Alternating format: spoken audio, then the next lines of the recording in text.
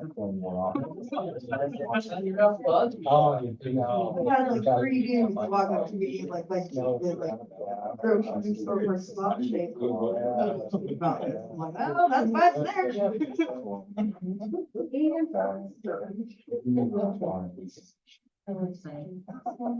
Mind your business. Some people of the neighbors who are like, which dude? I don't know. I'm not out minding yours. Drive along.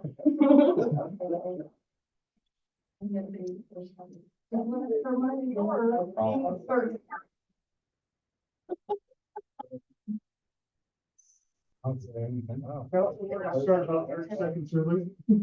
So I'm going to call this meeting to order. The first item on our agenda is always public comment. This is a chance for our citizens to bring something forward that may be of issue that we're not aware of.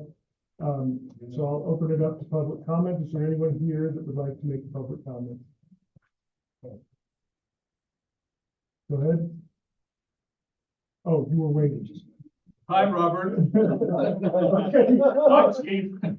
We usually get this, but okay, all right. So I'm going to go ahead and close public comment. The next item is consideration of request for fee waiver for North Davis Communities That Care. I'm just going to preface this a little bit by saying that we have given a fee waiver here before, and I don't expect that it should change. I believe that in the past, what we've done is the right thing, and that is that we've extended fee waivers through the end of a specific council. So I would recommend that we don't go past 2 years because we can always renew it, but that gives the next council, whoever they are, a chance to review and not be committed. I concur. Okay. With seeing no objection, we'll just move this on to our next meeting for an official vote. I mean, a public hearing for it. A public hearing for it, and it will be expected to pass. Moving on. The next item is our discussion regarding recycling program report from task force. Task force, the floor is yours. Tell us where we're at with regard to options for recycling and our need. I, by the way, love the documentation, very thorough. I will say, before Steve jumps in, I have new information that should make it even better. So originally on here, Steve is going to present a cost of $70 per can. Is that from the state contract? It's from our. Okay. So I had the district send out all of the guys in the state contract, because what we found out today, this is breaking news. We have received what's amounting to a waiver. I'm trying to get it, that they're going to send it in writing on the RFID requirement. So that means all we have to do is have the 5% recycling, and the district, in talking to them, they check the pricing on the state contract, and they're coming up with a cost of $52 a can. And so once you, yeah, and so once you remove the $15 rebate per can, you're down to about 37-ish. I don't do math in public. Do we know? Not willingly. Do we know if it's the same quality of can? Do we know if it's the same quality of can? I don't. So they sent me the state vendors. It's probably worth some type of either field trip or sample, or some sample request or something like that. If I figure if we're going to be buying 10,000 cans, I think they can send us a sample. I think they would. I hope so. So anyway, that will slightly change the numbers on Model A.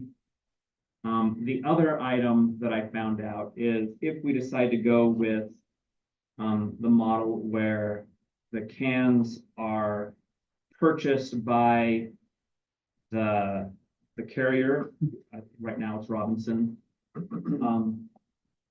If we want to try and negotiate that, they just said the can has to be paid off by the end of the contract, whatever that may be. So if you have a 10-year contract, as long as at the end of that contract you own the cans, that is a viable path to can ownership. Lease with option to buy. Lease, I think it's actually, lease to own. There's no, Correct. there's no option to buy. In order to get the $15 grant, you have to own them at the end of the contract. Okay. Rent Alright. to own. So, Steve, do you want to cover a little bit of these options, or do we want to go straight into questions? Up to you, Mayor. I'm good either way. Did everybody read the document? Or do we want to go over them a little bit? I'll just go over Yeah, quickly. just give us a quick With the task force, we came up with basically 3 options. Okay. Where we own the cans, and Jordan covered that. The second option is, the hauler would manage the cans, own the cans. Typically, that's going to be $1.50 to $2 more per user per month. And then the third option is if we don't do anything, we just pay a surcharge. You can see the numbers in the packet there. That does step up over 2 years. I'm not sure if they're capping it at 4 years after the. You'll pay $4. that every single year. So basically, yeah, right now it peaks at that 480 total, but you're paying that every single year, whereas what we presented in option 1 is kind of a one-time expense, and then after that, it's just maintenance. And this will be required to be a single bill or a single price on the bill. It's not really recycling and garbage. It's basically combined It's into one. one solid rate or one combined rate. But I know that when we did so the district actually did a survey of the city. We posted it on Facebook and a few other things, and we had a decent response from the citizens of Syracuse. And based on that presentation, it's what Nathan showed you guys a few weeks ago. 75% of the city was, Sample size. what's that? Of the sample size, which was representative of the city. Mentioned that as long as it was less than $5, they'd be okay with the recycling program, that they had a recycling can. Right now, it's actually much higher than that. I don't know what it is per month, but it was high enough that we didn't do it at my house just because it seemed excessive. I feel like there's a lot of people that don't do it just because of price. Yeah, and so you can see that even if we do the upfront cost, we're estimating about $4. So it's still less than that $5 that people said they would be okay with. No one's going to be excited about it, but that I think enough people realize that recycling is getting more and more important, and we can't just keep kicking the can literally down the road. So, just for public benefit, would you describe the opt-in, opt-out portion of this? Sure. There isn't one. Okay. So- So that's why I'm asking. Because, so there's no opt-out, it would be everybody's in. This is it's called a bundled program. So if you what would happen is we would have one garbage service that would include 2 cans, a black can and a blue can. You can request not to have a blue can, but you will still pay the bundled service. So that is an opt-out. No, I mean, It's I'm the same rate. It's the same rate, but you can say, I don't want that. you can say you don't, even if you have a can in your yard, you don't have to put stuff in it. I agree. But we hope that what this does is it allows us, one of the things we've talked about is we have a cliff coming Right. in this district. There's about 18 years of life left on our landfill. And we only have 18 years left because we are doing Herculean measures to try and keep that extending out. We are actually transporting already a lot of waste down to the Tecoy landfill.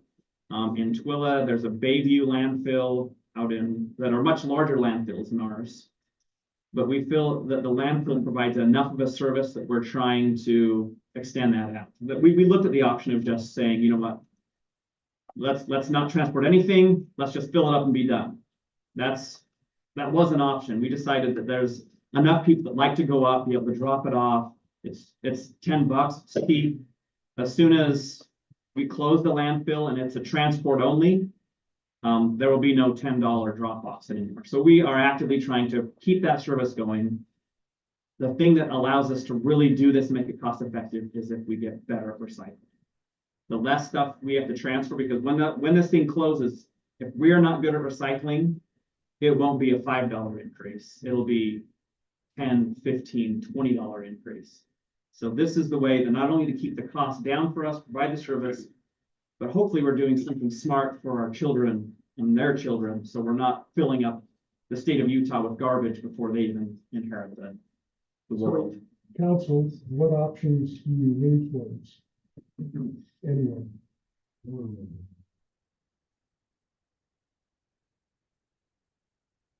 Then once we roll this out, if we manage the cams ourselves and purchase, is our provider delivering or are we delivering? We deliver that's what the truck, you'll notice there is a, Public Works has requested an $80,000 truck.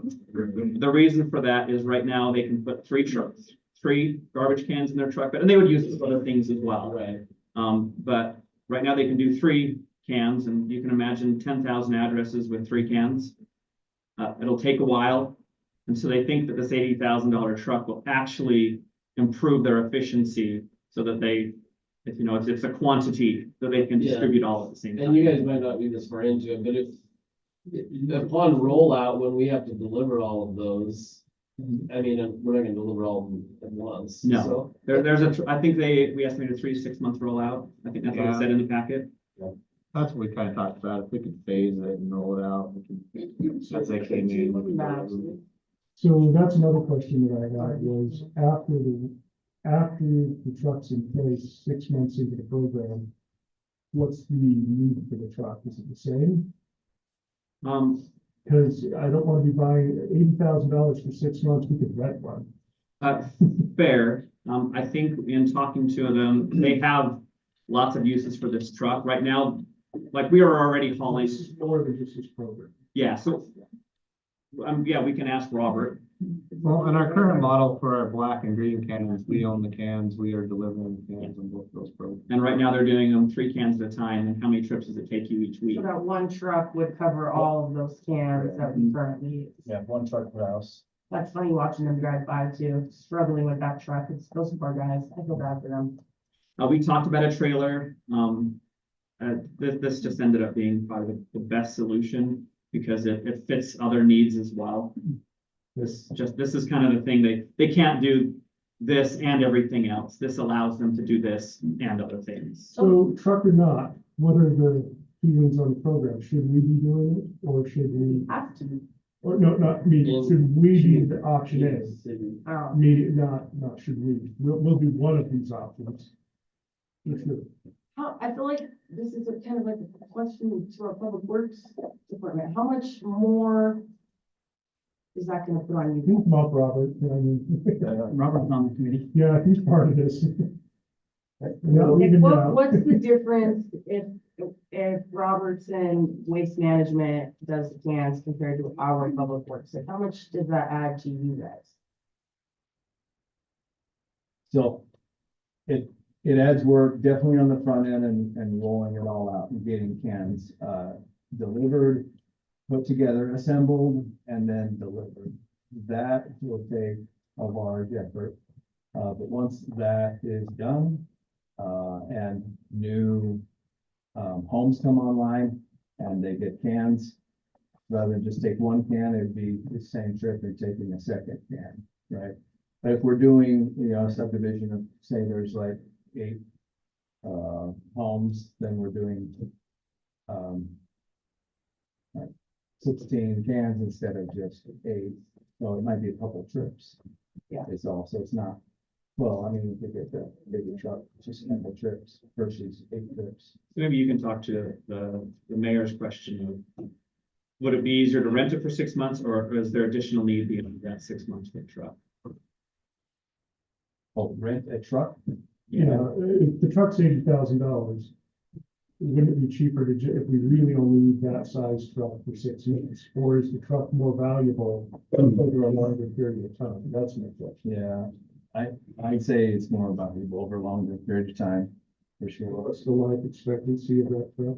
I mean, 10 years? We typically go, 10 to 12 years for a vehicle and then change it out. That's pretty much its useful life. On a truck of that size, $8,000 a year is terrible. I mean, It's a big pro. Yeah, but that, so that's what, like $800, would that be about $800 a month to rent? What it would break down to, 600, something like that. I think renting it would be more expensive. Every week. I haven't checked the good runs. Yeah, I was only throwing that out if it was a short life of need. Yeah. If the need is extended, obviously purchase is better. Yeah, I think what Robert's saying is you'd have day-to-day operations Yeah. dropping Right. off. It would just replace the can truck we already have, basically, right? It's just a little. Yeah, and make it, that truck is garbage. Can't stand it. It's old. I didn't mean that. It's old, yeah. Okay, so does anybody have feelings for option 3, where we just pay the fine, basically? 'Cause I'm not hearing that. It's- I don't wanna just pay a fine. Me neither. That's just lost money. All right, so now we're down to 2 options. Just trying to move this along, and the 2 options would be either we manage the program or we contract somebody to manage, which Sorry. would be our same waste provider. So am I missing, so Model B is saying we have an annual cost estimate for bi-weekly service of $5 or $6 per household. What is it, what's our per household cost if we're doing it in-house? I mean, we've got. $4. Exactly. So that estimated cost of recycling program is $4 Oh, per $4, household. okay. If you have someone else do it, he said it'd be about $1 to $1.50. And Councilmember Savage, I meant to ask you this before, but there was a No. table that you got from Wasatch Integrated that had cities and their prices from contractors. I'm not sure how old that was. But the mandatory prices on there were were in the $4 range too, but that's in the. That's in the next package. page. Yeah, Okay. If you scroll down a little bit further, there's, Yeah. Okay. I like, okay, so if it's not adding too very much to our department, besides the rollout, past the rollout situation, I think we should just own our own can, Yes. own our own We can, just have a lot more front loading costs. our own We're cans doing on the it road. ourselves. there is, and then we do need to check on the. So was it $70 because we specifically found RFID cans? No, this is just, I'd have to verify what that would be. This was cost of delivery of, I basically took what our current Cans. orders were. Okay, because, yeah, we ought to at least look at the ones from state and see if we can get a better deal on them. so I'm just gonna say, my opinion is, usually when we own the program, we have a lot more control of the costs in the future. When we don't own the program, we have that initial launch of the program always as that specter over our head saying, if you don't continue the path you're on, you have this massive onboarding cost. If we onboard once, we're good forever. So Yeah, that's where I lean that direction, is just if we don't have more control over the program, we could always have that looming impact. And then if we decide to try and take over later on, then we're still. Then we have the same onboarding costs with inflation, Yeah. and we lose whatever we put into it at the start of this transition. And where the requirement specifically states the city has to own them. They have to, like, the requirements is that there has to be a city logo on there, it can't be, or whomever. It has to be, so that was one of the requirements. They wanted to make sure this was not gonna vendor lock any cities into specific things, that the grant was specifically facilitating cities to start up a recycling program. Okay, well, it's not up for a vote tonight, but I'm hearing at least enough people that we could move forward. So let's move on, and we'll vote on that on the April meeting. Next is discussion regarding our solid waste service contract with Robinson Waste Services. They put in a request. Steve, would you go over that request? Yeah, so Robinson Waste has come to the city and said they had some increase in costs, and that letter's in the packet. By contract, we've allowed them to go up the CPI, which is 3.2%. He's requesting a 6%. And I believe he's here tonight. Yeah, so Take it out. So I don't know. if you have to go there, but thoughts? I guess I'd like to, I mean, I know there's a letter here that talked about it. I feel like we've done this almost every year I've been on council. Yeah, it's a little frustrating, because we have done the So we same. literally just did this. Yeah, I know. When is the current contract through? 27, I believe. Contract states that they can make an annual request, and so we can address an annual request. This is beyond what the contract allows, so we can consider that or not. You can have 3.2. Yeah, 2.2 involved. Yeah. big contract. So I guess, can someone summarize, I know I read it, but I don't remember at the time, what was the driving motivation for the 6% year over year? What wasn't it 5 or 6% last year as well? I know inflation went up quite a bit When we did that. last year. Out and we did bids for Yeah, cancer renew. what was the? It was right percent after. last year, Sam? I think it was 6% last year, So I, or 6.5%, somewhere in that. That was a good job. Thank you. I guess that's my only holdup is I know we just went through this and I feel like we've done it several times I've been on the council. Yes, I guess. He's here, can we hear from them? And Yeah, just- that's- They can kind of give us some so details. what's your question? I guess my question is, can you go over what's driving the 6%? Just so when someone asks me, I can clearly answer that question. Explain it like we're kindergarten. Okay. Yeah. So, yeah, the agreement, when we signed the agreement, that's why the May first is when the agreement was initially done. And then annually, we have requested a CPI after the first year. The first year one was based off a consumer price index, which is more for the general consumer that goes out, which is spelled out in the agreement, which is the 6% last year. This year, the consumer price index is about 3.2. So a lot of haulers have realized that it's not helping us keep up with costs. And you guys are feeling it yourselves, I'm sure, going through budget stuff, you're seeing different, just our trucks are 57% more than where we signed the contract.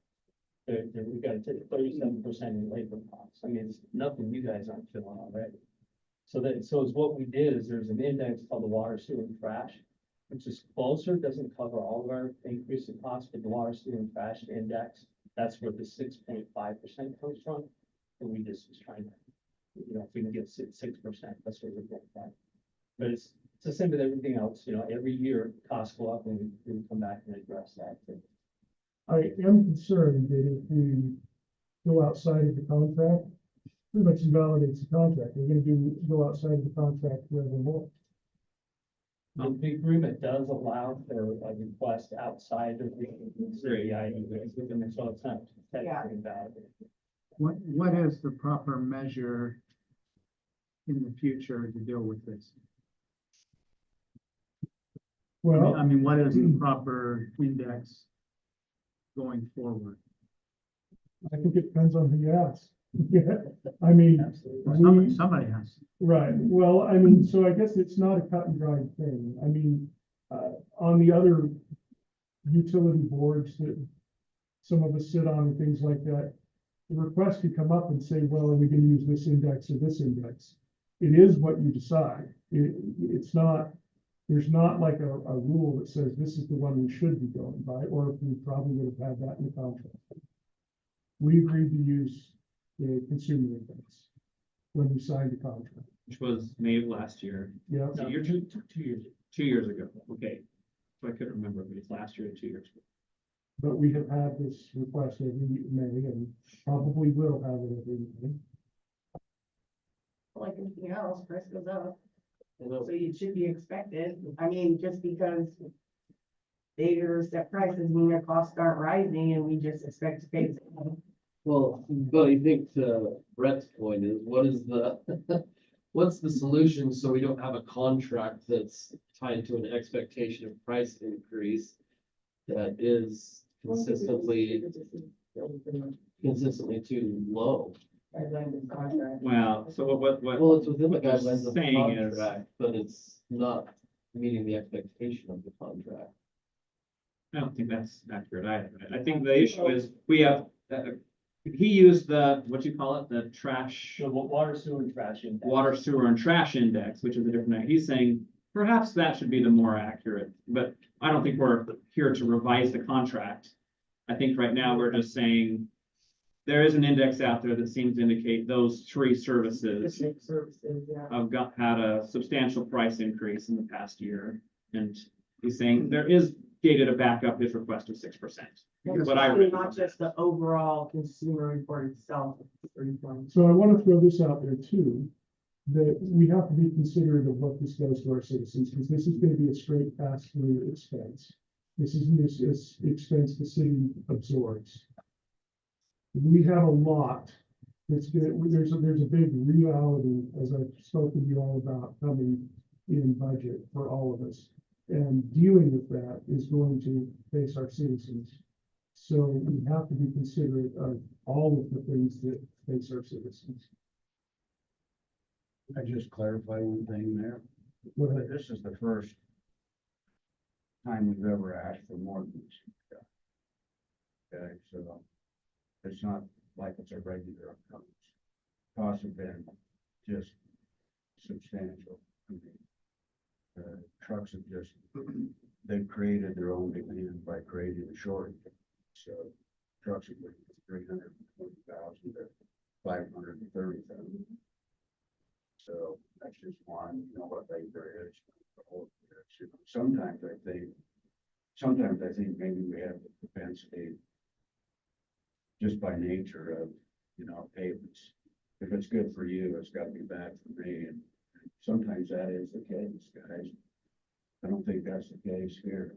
I think, these costs are real. I think, you want safe drivers on the road, you want, reliable service. Syracuse has never experienced a delay in service for any reason in decades.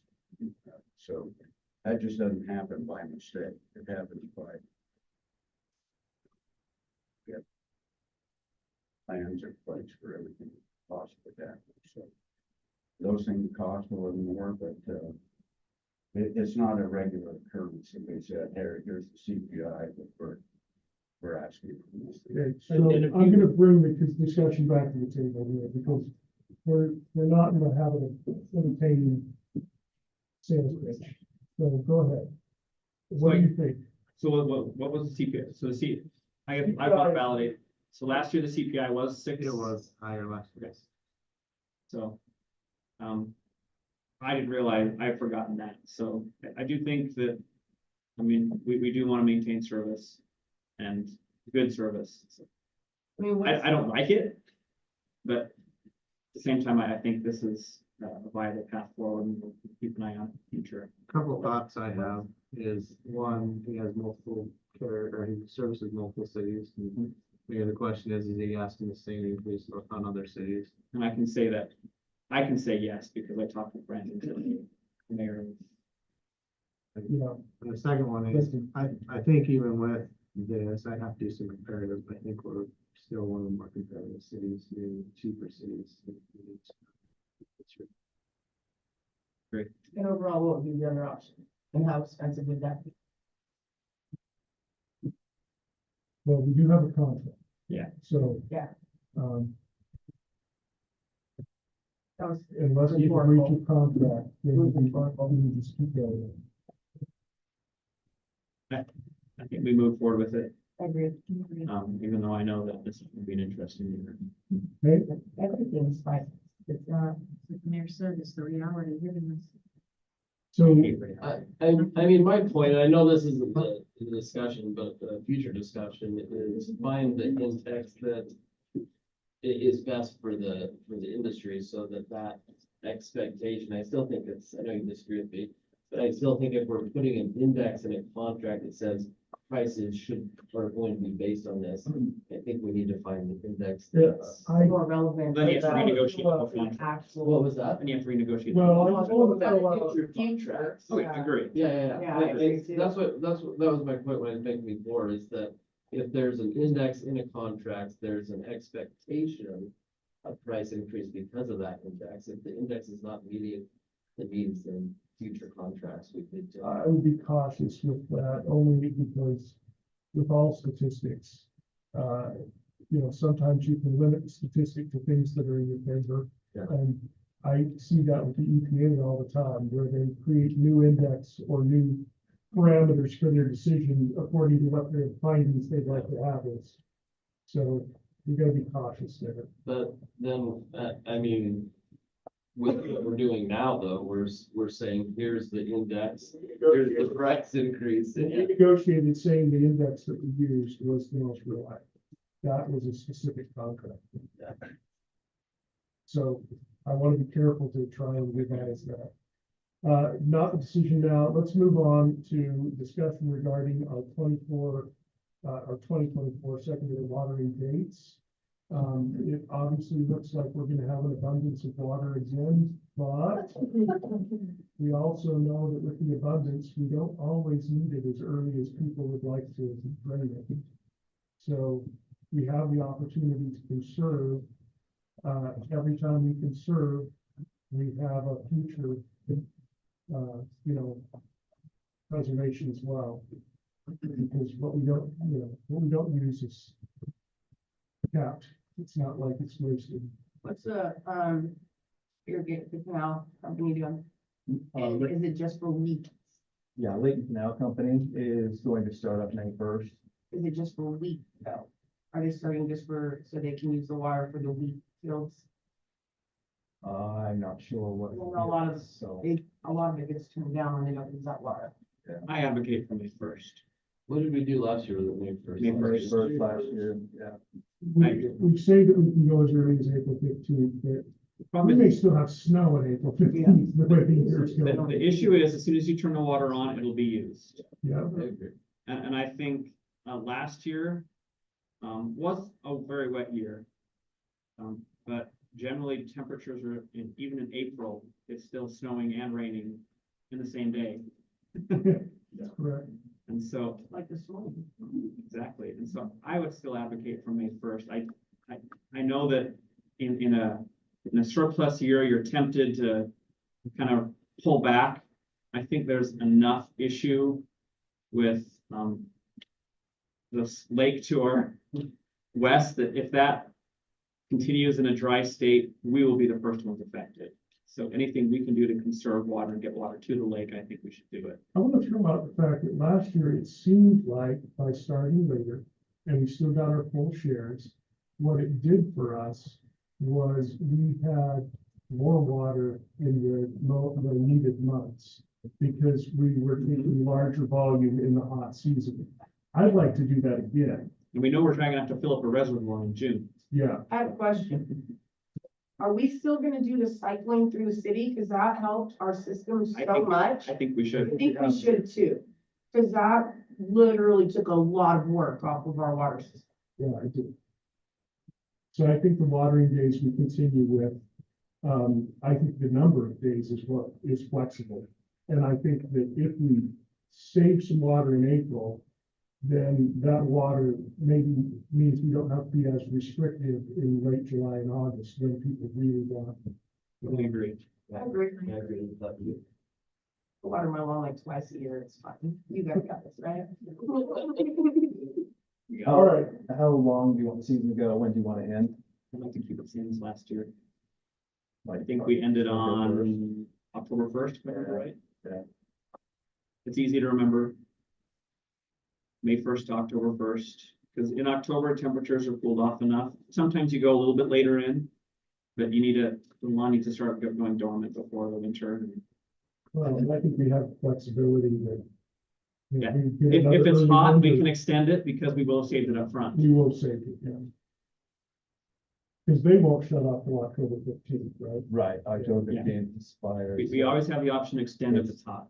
Yeah, it's easy to calculate how much we can use. If You we don't know understand? how many days. Yeah. So I would plan May first, October versus what I hear. you all want to do that? We good? Yeah. Okay. We have the option to do a resolution, but I don't know that we have to unless it's like a drought year. So, Well, so if you want. we'll check on that before the next Yeah. meeting. And if we need a resolution, we'll bring it to a vote. And then we'll- If we don't need one, then I'll just start advertising it that way. Okay, Thank you. great. Okay, next we have our planning items. The number one planning item is a pre-application, consultation with Brad Frost of Ovation Homes. Brad, we'll invite you to the table since this is a pre-application. The information was provided in the packet so that all of you have a chance to look through this. Brad would like our feedback on what he's presented and what these options are. Brad, do you have any questions you want to leave it off with, or just want to start with some feedback on what they've seen? No, we're just grateful to be here and for the process, and one question, did everyone have a chance to watch the video? I did not watch a video. I didn't see the video. That's a big part of it, I'm wondering if that would be, Did you submit that? Is that what the QR code is? yes. Oh, I didn't. I, Oh, Oh, you lost me, sorry. Technology's not my friend. We spent a lot of money, Sorry. so it'd be- and all of you are in it, so that would be. oh dear. I'm just kidding. Oh, that's unfortunate. You said that. Would we be okay to show that video? I don't know, can you pull that up? I mean, the QR code was in the packet. Yes, it was. I didn't. It's 2 minutes ago. Oh, And if we could, okay, so let's go ahead and talk about a few other things while they're, see if we can pull this up, and if we can, we'll show it. so what was, it said that there were some changes in here. What were the changes? Yeah, An additional. I didn't see the ports, right? so, yeah, so what we did is we changed the original, real quick, and it's explained it in there a little bit, but the common space and the landscaping space on the original ordinance is 20%. On the last version that we brought, it ended up creating about 38% open space for the subdivision, which is just unsustainable for an HOA. And as had a great talk with the mayor and about the project and talking about this scenario here. Our thoughts were we wanted to create a really sustainable, connective, I believe, Paul, Jordan, you and Jordan talked about being connective. And you talked about the open space in the front, so we tried to make it a really connective subdivision with enough open space that is usable by the people there, and then use the additional acreage that would be left over to put the money into the dog park and the streets. So, I have a question. yeah. With so on the original one, the coming in off 2700, we had a lot of dead space kind of behind the units. Yes, And so it looks like that has changed. yes, And then can you talk about like where the walking trail is going? yes. Let's see. It's right here. It's right here along the back. Right there, and it goes up around right there. Okay. So if you remember, all the brown space is still landscape space. We wanted to point that out so you could see, the ordinance wants usable open space, or excuse me, usable common space. And so what we wanted to do was, there was a concern about having garden boxes and having a sliver of ground went behind these neighbors and having problems with neighbors. We took all that out. It's still space that's usable for those individual homeowners, but not counted as common space. So the green that you see is about a mile walking path. And you'll see it in the video. We've got special design outdoor equipment for 55 and older that we're really excited about. It was put together by a senior trainer that we worked with. So at a starting point, they'll be by the horseshoe pit. There'll be 3 stations there. They go down on the street, on that path on the rear, on the south side of those attached units, all the way around, and it's about a mile long. Let's go ahead and watch this while we got it up. Hopefully you're impressed. Volume.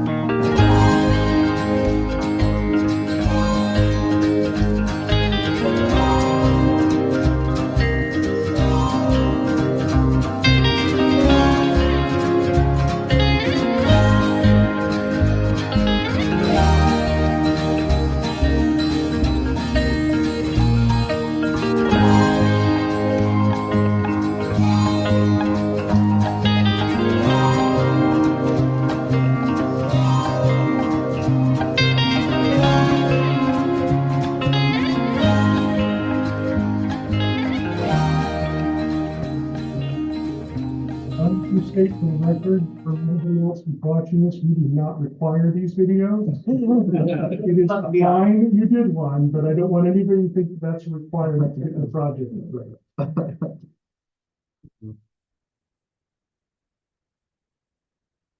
So feedback on what you saw and what your opinion is of the project.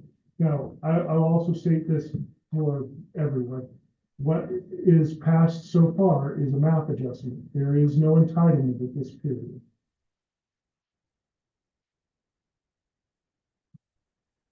I like this. I think it covers everything that we wanted, that we asked of you. And yeah, I kind of wish I was 55. I don't, any of us kids do this. The only thing You will be one day. I know. Oh, yeah, I know, and I might move in there, I don't know, who knows? the one thing we talked about, and the reason why I think, we got pushed back last time was, the lack of a community center. A lot of times in retirement villages like this,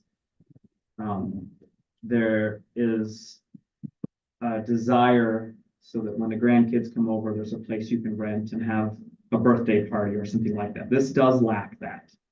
And so that was a big pushback you got from the previous city council, was the lack of that space for someone to take their grandchildren We to. do have rentable spaces in the city. It's We not do. We have one. It's like, stop taking our marketing. We do, but, I know, that's really good. but we're growing and they're very busy and hard to get in. Yeah.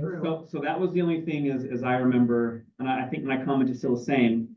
I see there's a park, and so in the summer, I think you probably have some place they could go. But, in a lot of the like, is that no longer a desirement? I like that word. So, can I answer that? Is that okay? Yeah, go ahead. Yeah, this is your This time. is your Yeah. interaction. In answer to that, we've done this for, 27 years. And we've never had any clubhouses or pools. The reason why is because it becomes a burden for the HOA. The homes that we build are typically anywhere from 1,500 to 3,800 square feet. So usually when people gather, or if they have a big family and want to bring, we have lots that they have 25 or 30 people can come in on a Sunday or something, or an event. The club facilities just have not been something that our clients have desired. The gathering areas in the summertime are huge. And so we've looked at that. It's not that we couldn't do it. It's just that our market demands have never asked for that. So we'd rather put the money into community opportunities like we have here of outdoor scenarios. And then most of the time in the winter, they want to stay inside. Well, that's fair, because none of us are 55, I don't believe, right? We don't. So, no, it's one of, like, it's a legitimate thing. You know, I wouldn't know what, I'm not like you let me know, I'm not 55 yet. So at 55, I don't know if I would want a community center or not. Maybe I'll be real bah humbug and just want to stay in my own home. I don't. So here's what I'm concerned about. It's a little different thing, and that is that, when you have shared driveways, which are a part of this plan, and I've always been kind of against those for this reason. Where do you park when you have company? And you have to have sufficient parking to meet the assumption that more than one person is going to have company at a time, and that has to be close enough to every resident, which means there's probably more than one shared parking spaces that they will actually use it. Because it doesn't do any good when people start parking like in the shared driveway, because that upsets a neighbor. And I think that's where the community center discussion came up is, so you just said these are 3,500 square foot, 1,500 to 30. So let's say they invite over all the family. Sure. Now are all the neighbors really mad at that person because they're having a birthday? It's a really good question. It's a good point. In our design, what we've done, if you look at the roads, those private roads are 26 and 28 feet wide in asphalt. As well, it's a public road coming in all the way through on the L. In addition to that, the driveways are 20 feet from the backup curb to the driveway. So most of when we have like a private drive in other subdivisions, the asphalt's considerably less and not as much open space, parking on the available public street. We never have any complaints in our HOA as far as people parking. Now, this is our subdivisions, and I'm not saying this hasn't happened in the past, but we just haven't had any complaints because most of the time people, you've got one major public street, you've got six units, but it's a 26, 28 foot wide road, which is big enough to park as well, without it being a typical shared driveway where only one car can go down the middle and then you're stuck. So it's a little bit different animal. We took that into consideration and really tried to design the roads in a sense that even in different spaces, everything's not going to be jammed together. We've had complaints in the city, not just that there's not enough parking for like family when they visit, but that once you get to that 55 and older, and I don't mean at 55, but maybe some of those people might be 75 and older. Yeah. And at that point, you might have regular caregivers who are daily visitors. And if they don't have anywhere to park, then What's the size of a regular road, like our average neighborhood road 60, across? yeah.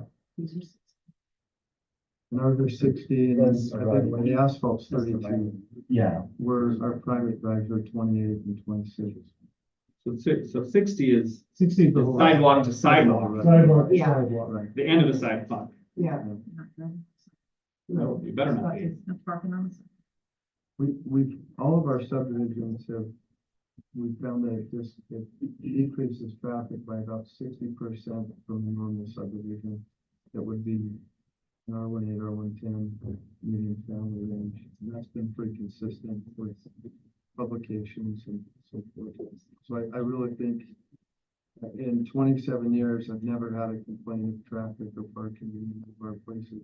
I don't see so much of a parking issue here is regular neighborhoods, because there's not 7, 8 people living in the house together with multi-generations there where everybody drives.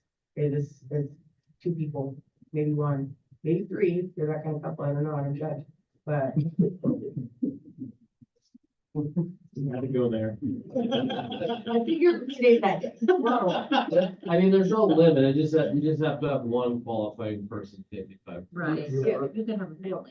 Our restrictive covenants will, usually we typically have, if there's 2 bedrooms, we'll have 3, if there's 3 bedrooms, they can have up to 4, that's it. So even if if there was 3 bedrooms, they wouldn't be able to have, it'd be on a temporary basis, so we do restrict that, and we could put something in restricted covenant wise on a development agreement or in our restricted covenants that would help mitigate parking above and beyond what the city would require in your covenants. So do we have any more feedback? Because we're running short on time here. Do you have any specific questions that we're unanswered? No, we're just excited to bring it and thankful for Noah and the game. It's been great and to get feedback. It'll be on a future meeting for discussion, but that won't include for the applicant. So thank you. Thanks. Next item is proposed amendments to Shadow Point Shopping Center incentive agreement between Syracuse City Redevelopment Agency and Shadow Point LLC. Now, this is really where we've just putting on our RDA hats to talk about incentives, and I'll let Noah cover this because it's not open to public. Sure.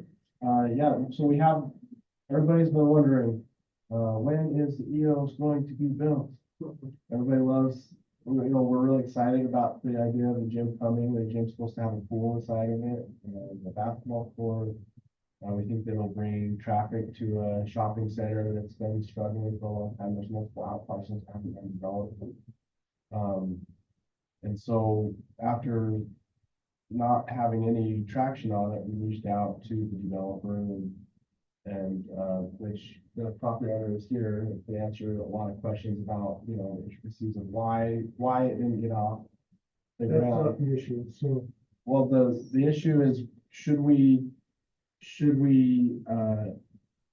edit our existing agreement that currently gives them property tax rebate to increase it to help them get the gym going? So currently we're doing, we've already authorized 75% of the property tax. So that's what was that was what was asked for. That was what we did. It was in 2020 is when we signed it, so. So the ask is to go to 100 of that proposed part. The question is, does that get this gym to start breaking ground? Because I think that the incentive is in hopes that it actually moves something. Currently, the incentive is not moving. Yeah, so I've been working with the landowner and they say that will make the difference. That they, all of the things that we've heard before, labor, materials, interest rates, COVID, the gym that needs people, there's delays and things like that. And so reportedly, and you can ask the property owner if you want, but they, that would be the difference. And currently over the 15 years, it's going to be about $500,000 over time. But if we were to increase it, it would be closer to 700,000. So they think that's going to help tip it over the edge. My opinion is yes, simply because we need to spur this. There's a lot of areas around there that I think you could make up with the gym actually, with all of these great amenities. I think it'll help kick this development that's needs to close out those extra parcels. I think this would be the thing that gets it going. So as an RDA member, my thought would be, I would make the offer contingent on a breaking ground date. So we had one, but it pushed it up to 26, right? Well, Completion date. completion date, Oh, completion date of 26. yeah, Open. opening.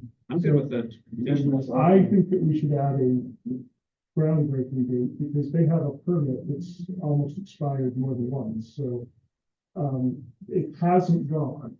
Oh, it is expired. It's expired again? Well, it's expired again. My point being, if we were to leverage this and say, okay, we're offering this. If you let it just hang out there till 2026, you're also tying up money that nobody else can Right. access. That may never We be could used. incentivize those other We parts. could do it something else somewhere else. So I think that you need to say within 6 months, a year, whatever it is that we decide, if ground doesn't break, then this expires. Because otherwise we're tied and locked into money that could be wasted. I'm good with increasing the incentive, but I would like to see some movement. Noah, thoughts? I'd love to get your thoughts on that as well. Yeah, so we do have that, expiration if they're not completed and open by January 1 of 26, the contract is null and void. So if we wanted to add the start of construction date, that's fine. Last time, that's what we thought what we were doing. They got the permit and we thought, okay, yeah, that's good, but then they just never did anything.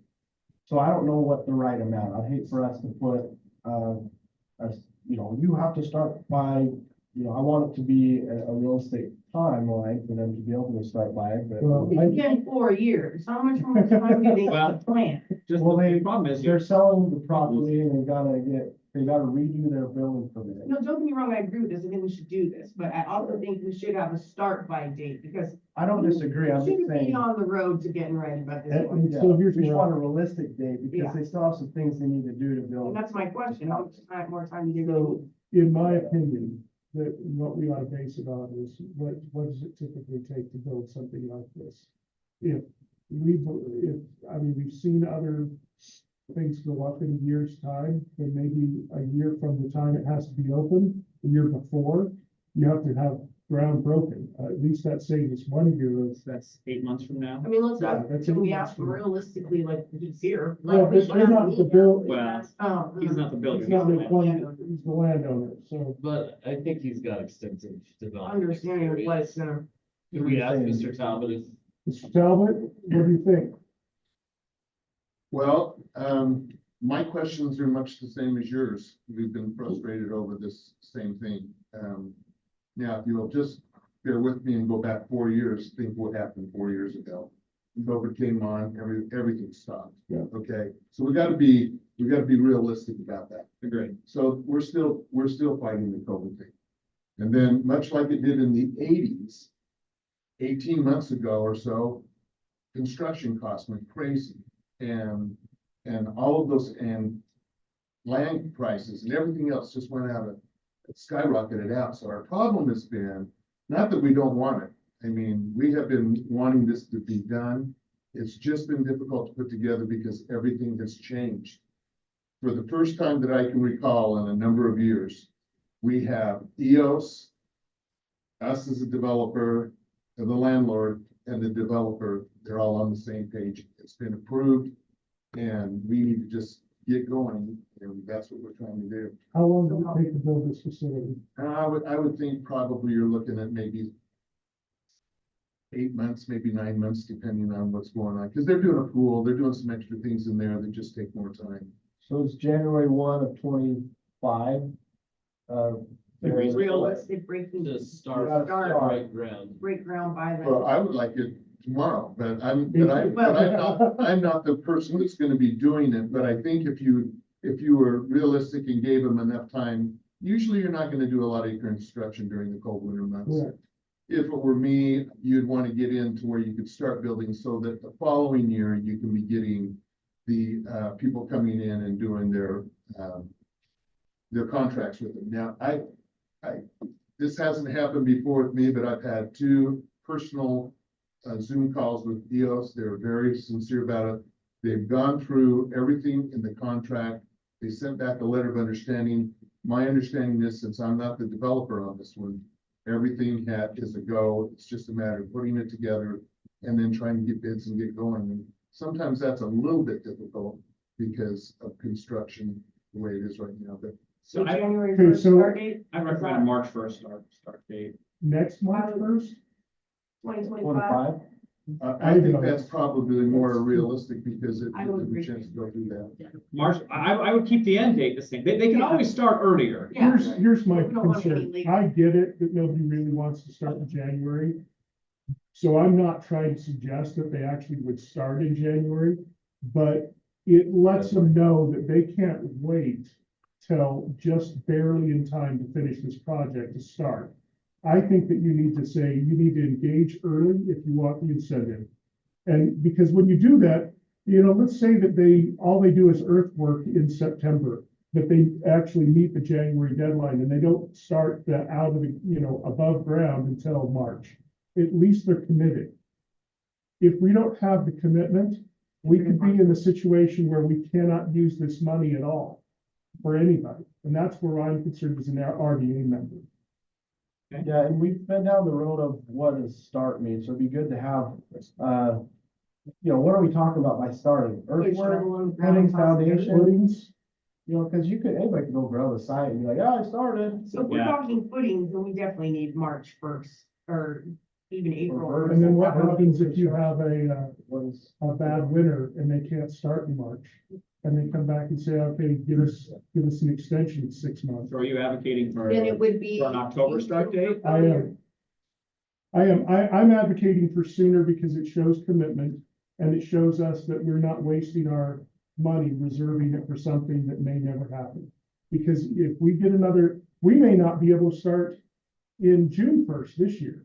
And if that's the case next year, then they wouldn't be able to make their date and we have enabled them to fail. I don't want to enable them to fail by saying, let's just let you put it off to the last possible minute, and then you can claim weather was your problem. That's where I'm going.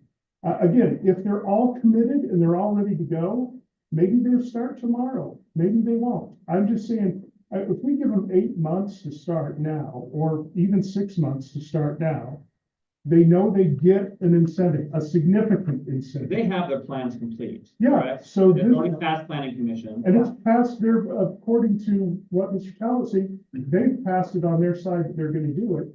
He's in agreement that they're gonna do it. I'm just saying, let's not wait till the last minute. If we really go to the last minute, we will get some kind of overlap that is a problem. No, you're not. yeah, their building permit expired Right. and we're now on a new building code. So they'll have to review the current plans and just make sure that there's not anything that's But the changed. plans are 99%. Most likely they won't have to change anything, and then they'll have to, do all So at this the point, contract stuff. it's going out for bid, hiring a contractor and starting the build process. It's really where they are. Yeah, that takes some time. That does take some time to do that, and where I'm not gonna be involved in putting the shovel in the ground, then I can't speak for the third party who's gonna be doing that and how difficult that is for that standpoint. And I know how difficult it is to do a shopping center. And coming out of a really tough time where it's so volatile on what's going on with the economy, let alone, the construction and those kind of costs that are coming in. So I can't speak to that directly. I just know that everybody wants to get it done. We've wanted it done for a long time. This is the time that we're probably right on target with all three parties to try to get this thing up and going. But I know that they're gonna have they've still got their due diligence to go through, and that might be another 6 weeks and stuff like that. Is October 1st reasonable? I would prefer the first of the year in March, to be honest with you. I don't think it's gonna go to that. But at least it doesn't feel like, they're gonna back up and say, well, we're just not gonna do it. They're gonna try to get their contract prices where it needs to be. And I think they It's will. incentive. You're offering something in exchange for something. And the exchange for something is start soon enough that we know it's gonna happen before we're locked in to money that we lose. So I see both sides here. I'm Yeah. firm on this side But because my thing is knowing, have been in construction also, so how much you can't get done in certain times when it comes I to. mean, as long as you have a shell up before but yeah, once you hit June or the winter months, it's Yeah, really hard to it's pour footage. really Yes, hard it to is. do much of anything. and that's why I'm trying to get it, if they can get footings before, then Yeah, but then you gotta have the contractor. Before. Okay, so you're gonna end up with, we're gonna end up in a real bind if the weather doesn't allow them to start early enough in the spring next year.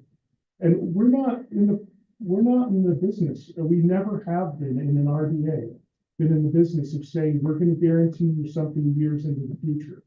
I mean, it's always contingent on you're gonna start now and you get the incentive. It's always been that way. I mean, there are things that go on for a long period of time, but it's always contingent on the commitment and start early. This is like promising, let's say we have another something, you say, as long as you start before 2 years from now, and then what happens when the world changes? So when does the RDA end? The RDA in this one. Got a lot of ends soon. time. It's like, there's like 15 more years. 20, it triggered in 2020, so it's 2040. Well, from our perspective, we've never backed away from Syracuse. We've been in this project. It hasn't been a great project, but I think it's gonna be a great project. We weren't able to get the major anchor that we needed to. And so we've been putting money into it, making sure it's done. I think this is the time that it can be done. I think all parties are ready to do it. We certainly are. But I can't speak for those guys. I just, there's sometimes wet spring, maybe you can't get it. I don't know. But I do think that the first part of next year is still a great incentive that they have to get in and get going. Certainly we will. So I guess what I'd like to do is, we are making them an offer and they can counter, correct? They could. I mean, They can refuse to sign. they can refuse to sign the current offer. But if we put something in front of them, they could also sign it and say this works for us. I'm okay with presenting them with like an October 1st start date. Just because I don't want to say, I also don't want crappy footings. So Oh, yeah. if you put October 1st start date, and if they come back and be like, we can't do that, and say, okay, we're willing to go to the March. Well, no, because then they already know that. So then they're just gonna be like, well, we can't do that because they know we're pushing to March. Well, they need to come up with something compelling that explains why. It's just Yeah. like this Robinson thing. They come in here and they say, we want more money. But they don't tell us what it is and why. Yeah. And it's the same thing to me here. Give them a date. Have them work towards that date. If they need something different, then they can come explain why. Somebody can actually come in here and say, this is why we can't do it. So you need to look at this differently. But tonight, I'm not hearing what can be done and what can't be. So we're kind of stuck. We need to just. I think we present on October 1st. Keep in mind, we're stewards of taxpayer dollars. Agreed. And so we're incenting, the I word feel in like this we is should have incent. someone here that knows when the start date, like, I understand the landowner, but who's building the project and why aren't they here? They haven't hired a contractor yet. And we haven't closed on it yet, so we're the representative on that. And What if there's we no put answers. it to November 1st, because you can still start in October, Bill. I mean, we've started building buildings in October. Sure. Until you get really frost in the ground and get going, you can still do that. That would give them at least 30 days to make sure that they've got additional, if they need it. I don't know that they will, but if they need it, then the incentive still falls into place where you give them 30 more days to get it going, because it's already March. Agreed. I would be fine with that. We've got a little bit of input from the landowner. We're still saying, hey, it's gotta be this year that you pour footings. So it comes out as, this is not voted on tonight, this is a discussion. I'm hearing from council and like a little more input, so I'm gonna recommend that staff reach out to the organization and ask them their timetable. If we come back to the next meeting and the new information is they're comfortable with next week, that's new information that you can use to go forward. So we'll get some more information based on that, but But November 1st is what we were running with, more or less. So, I think we're gonna get more information and we'll have a decision. Yeah, I'm okay. so I'm just trying to make sure I But understood. I think Councilman Cragen's point is valid. We haven't heard from them yet, so let's get what they're saying. Let's ask them what they're asking for on a date. When will you be out of the ground? And what's a reasonable time for you? So in order to keep this from backing up time, if they say, yeah, we're okay, you said October first. To put on that paperwork for next time, as long as they're still on board and everything, I would say November first is a reasonable date to have paperwork sort of ready. We can change the date according to what they say. Yeah, So that's where I'm gonna go with this is, I think that we ask for more information from the actual party that will be building. Okay, I agree. any disagreement? Okay, all right, I'm gonna move us on. Thank you. The next item is discussion of the Syracuse City Ordinance, section 10.30.70 pertaining to street trees. And Jordan, you asked for this to be brought forward, so I'm gonna let you take the lead on this discussion. All righty, so I think you guys saw my emails. Just so everyone know, I've been looking at this, I had someone from the community reach out to talk about our ordinance for street trees. It is a little dated, we don't Noah is our city forester.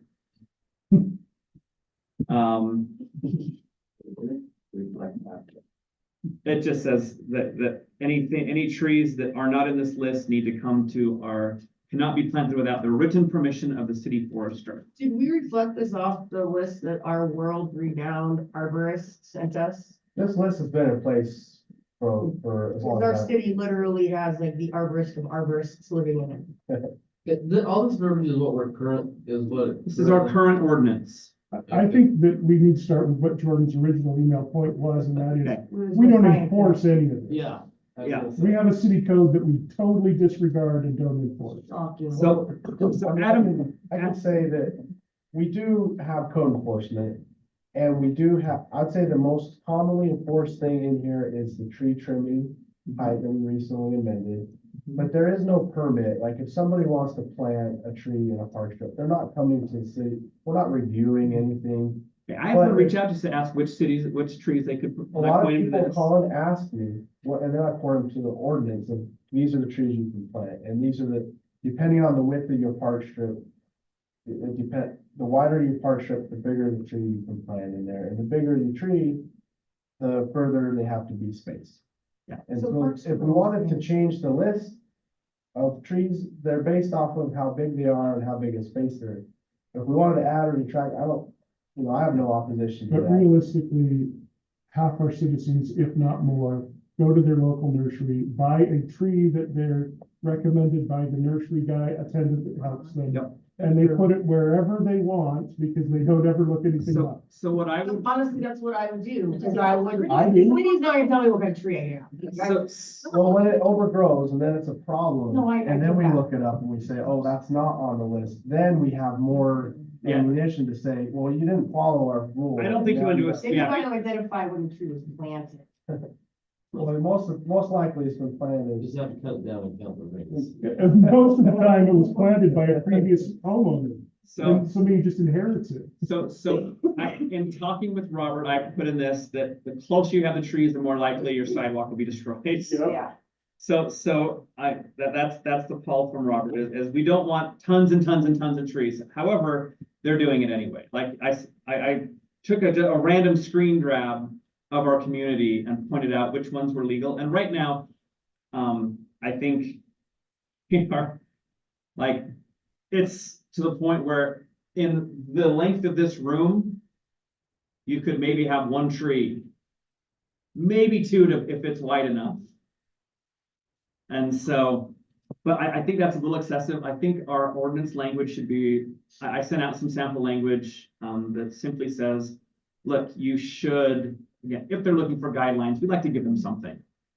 The guidelines would simply state that the spacing should be based off of the full-grown height and width, specifically the width of the tree, such that you don't have interference with adjacent structures or objects. And this is C spacing that you're talking about. Yeah, this is C. And currently it already kind of does that based off of the size of the tree and have bigger spacing, but you're saying you could just get rid of the number. Yeah, because unless we're willing to go out there with tape measures, I don't think you should have a restrictive ordinance on the books that we are not willing to enforce, and in fact, if we tried to enforce it, you would be cutting down hundreds of trees Right. in the community, which obviously means that, from a visual appeal standpoint, what we have here is not what people want. I think this entire section is way, Road, tree covered roads. They're the most illegal before. And they're the most illegal, and they're the ones that Robert hates the most. Sorry, Robert. Sorry, their All right, Paul had grandfather. something to say. I was just saying this whole section is like way over Yeah. restrictive. I agree. Like, we can go in and chop people's trees down on private property and stuff like that. I'm like, if we're, yeah, I think it needs to be simpler and way more. I think Way you less. should fix this whole section with the word in front of it, recommended. Because honestly, And then Brody just was like, nope. I just said, Just I don't delete it. even have it. yeah, just delete it. And I do believe that, as far as trees go, this list of trees, while interesting, It's wild. these trees are all over the map, like, Yeah. like some of these trees are on multiple lists, some of them are spelled wrong, it was pointed out to me. I don't remember which one. And also some of them, like, I think someone pointed out that one of the trees in here was actually like a huge tree that we're putting in like a 4-foot strip, and The so hawthorn?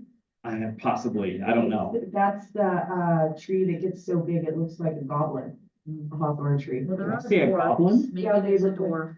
That's, It's a goblin tree. I suddenly want one. So, see, variables. But I'd almost like to just, unless we want to maintain this list with, current, tree breeds. Oh, Tresta has a comment. Mayor? Krista, go ahead. It's just one thing that I would think you guys should take into consideration by not having any kind of trees is that when they put in any kind of tree they want and there's sidewalks that get all busted up, Agree. we're the ones who's putting the bill, so you have to look at, and maybe if they're gonna do that, and if you have something, then they have to pay something towards it if they're gonna, go against our ordinance, and these guys are putting in a lot of money to fix. Thousands of dollars. Yeah, but what if they bought a house and it was already Okay, so there? what if maybe our ordinance should be, you can plant trees according to the following responsibilities, that if you bust up the sidewalk, it has to be fixed at your expense. If you build something that destroys the road or infringes on it, you have to fix it at your expense. Then people maybe would pay more attention to what's on the list and what's recommended.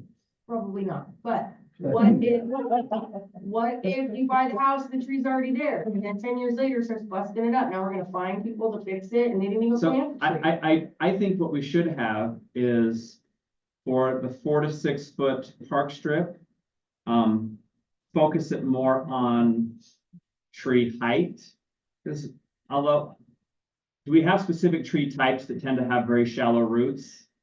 I'd like to give more guidelines. That's actually another reason for the species too, because of underground utilities. Yeah, so, There's a so, gas line, most parks, right, but. yeah, no, mine has one. So we're just putting roots in there to just, we're Yeah. trying to prevent Well, them. so Jordan, you've opened a can of worms, and we've We're certainly, gonna be here till we've midnight. certainly got lots of challenges with it. Do you have a proposed solution? So right now, my only proposed solution is that at a minimum, we should change the spacing. But I think there are a lot of things that I'm not sure if we can address it all here. If we want to revisit the list, because this list was established for a reason, then we need to revisit the list and actually, I think you'd have to take some field trips to J&J to actually talk about the trees and say, do you even sell any of these trees? Because a tree that you have to order on the internet, not a great idea. But at the same time, I don't want to limit it to one nursery, so now you're going to all the nurseries. So at some point, we need to figure out what is the correct way. If we have trees types that we don't like, maybe we put a avoid these types of trees list. Maybe we should ask To the be tree fair, expert. To be fair, Oh, they wait. develop We already did. they develop a new hybrid species because it works better in Utah, and this list is completely outdated. Agreed. So I don't have a good solution here. I just know that this isn't it. So on the distance issue, whether it's a set distance or based on the mature height of the trees. You know, in order to enforce it, we'd still have to measure it and Agreed. see how big that tree gets when it's mature. I think on the enforcement side, it's important to note that I think in large part, our system of code enforcement is a complaint basis only. Unless it's like something plainly obvious, you know, the Agreed. code enforcement sees and it's egregious, and because our community tends to not like active enforcement with code enforcement. Agreed. And so, Agreed. so what they do seem to tolerate is when someone has a complaint, we respond. So no, there's not a lot of active enforcement on trees. I think this needs revamp, the whole section probably needs revamping, but I'm like, I think you're good to I like your focus on where you're at with the trees. I'm like more concerned with stuff like this, where the city forester shall have the authority to condemn and remove or order the removal of any tree, shrub or plant upon private property when the city forester finds such an act That's unnecessary for okay. public safety. That's not okay. I Well, don't think that's not okay. No. To a point, it backed up the idea, I mean, I think it's way overkill, but if, in fact, the last sentence that you read was the point, was in the event of public safety, we have to have that authority. I've only seen that once, where there was a tree on private property, it was like an old butcher place. And the tree in a windstorm was like right over a sidewalk, and it was about ready to fall, but not fallen. So we contacted the landowner and said, hey, you gotta take care of your tree. Yeah, I mean, I think Oh, yeah, there's I ways get to that. say that without saying, We're gonna come and rip out your tree because you broke our rules. there's other things that are, No, to be like, I mean- "Yeah, I don't like that tree. That's kind of like, it's just. Well, the code as written could be manipulated too. I could cut 3/4 way through my tree and lean over a neighbor's property and let you take the responsibility of hauling it away. I mean, I feel like that's methodically excessive and very tricky mathematics. Maybe the forester needs just the authority to order it, that it be removed.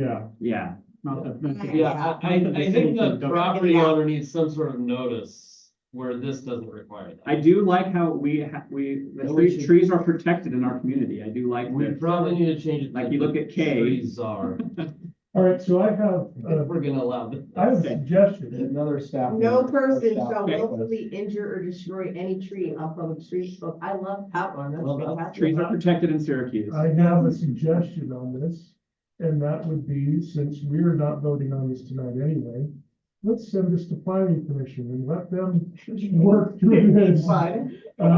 They could take months, and maybe they'll come back with an actual solution.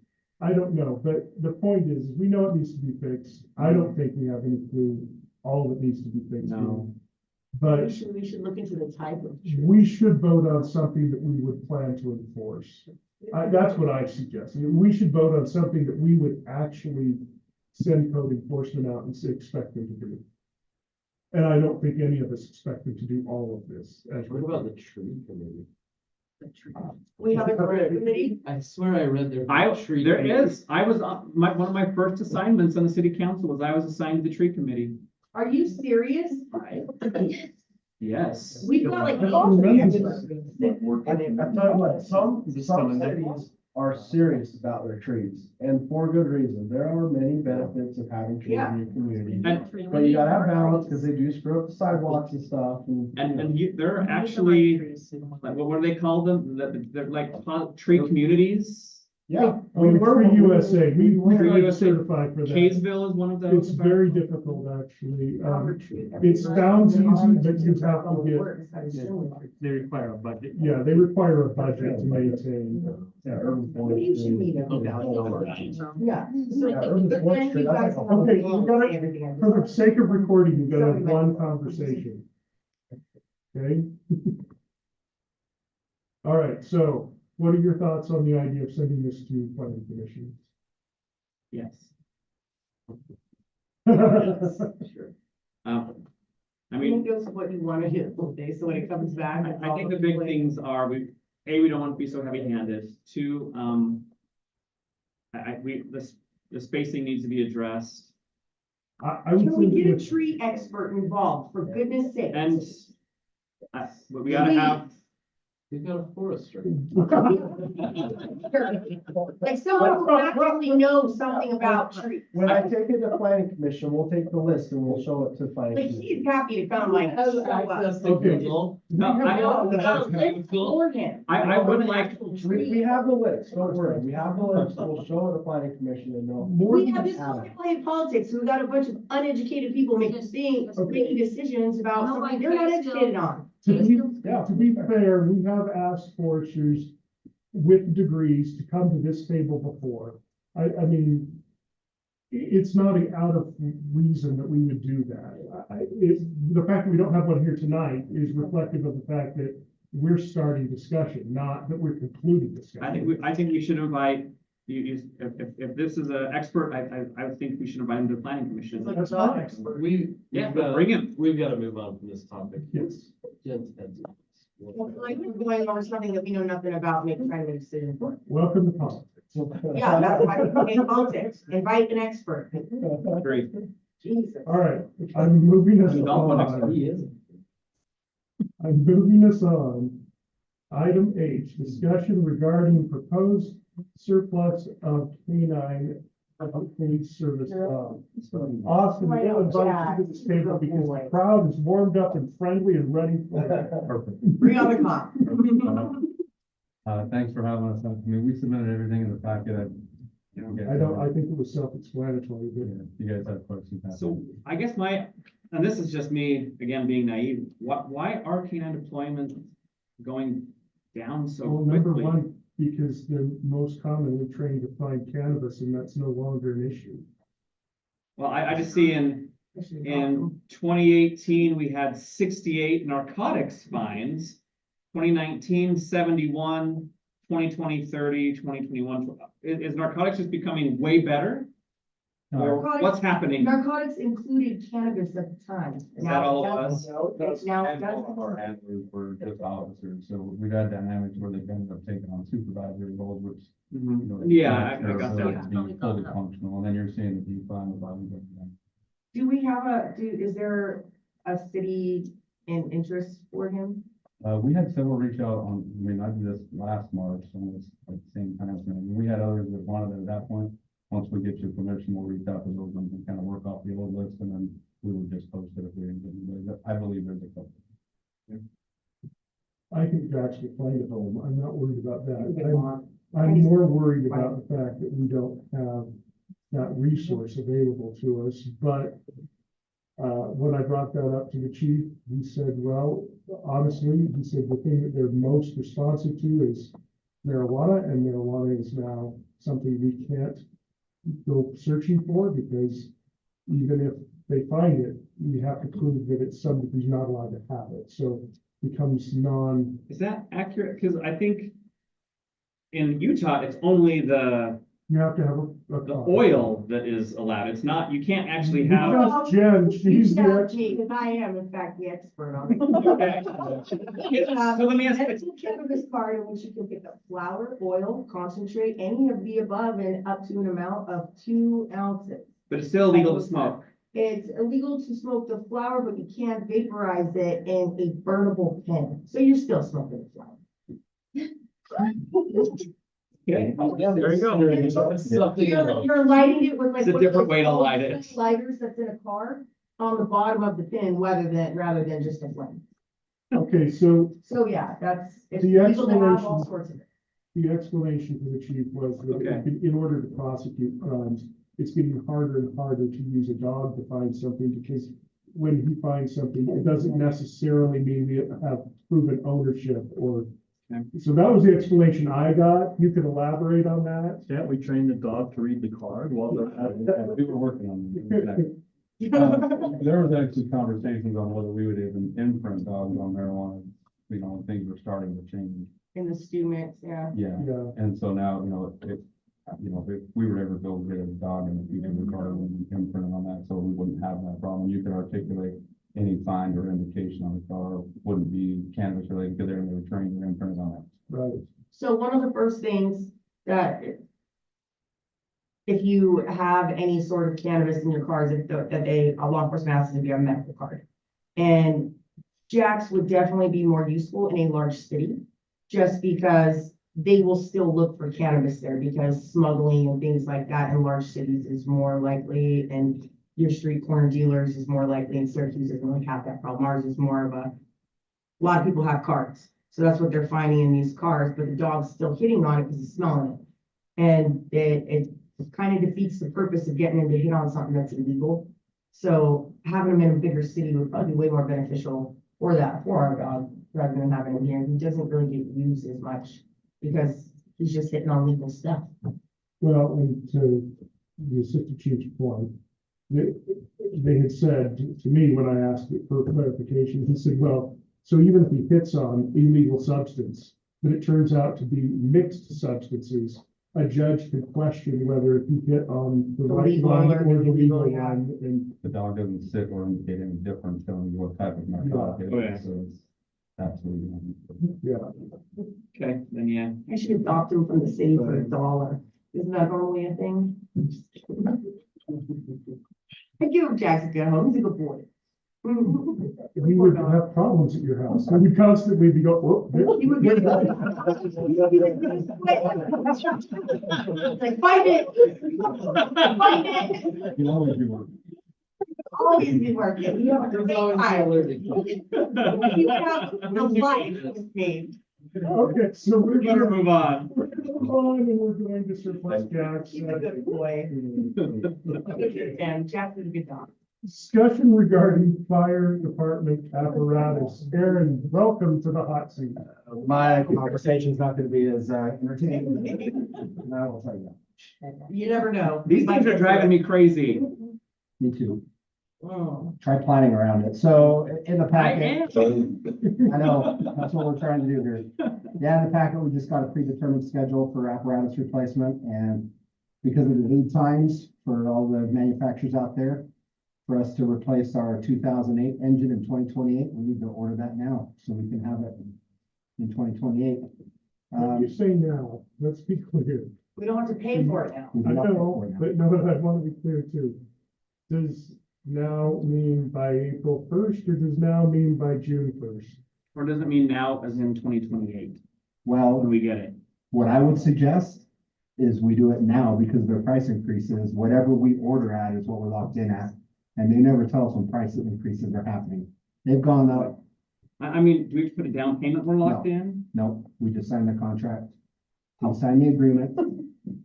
And we pay for it on delivery. We're locked in at the price, the state contract price that it is right now, is what we're locked in at. And even if there's price increases in 3-4 years, when they actually get to the production side of it. And then it won't affect us. We're gonna be buying a fire truck 2 years in a row, Yeah, 2027 and 2028. We'll have one in 2027 for the new station. We're Uh-huh. still several years Agreed. behind that.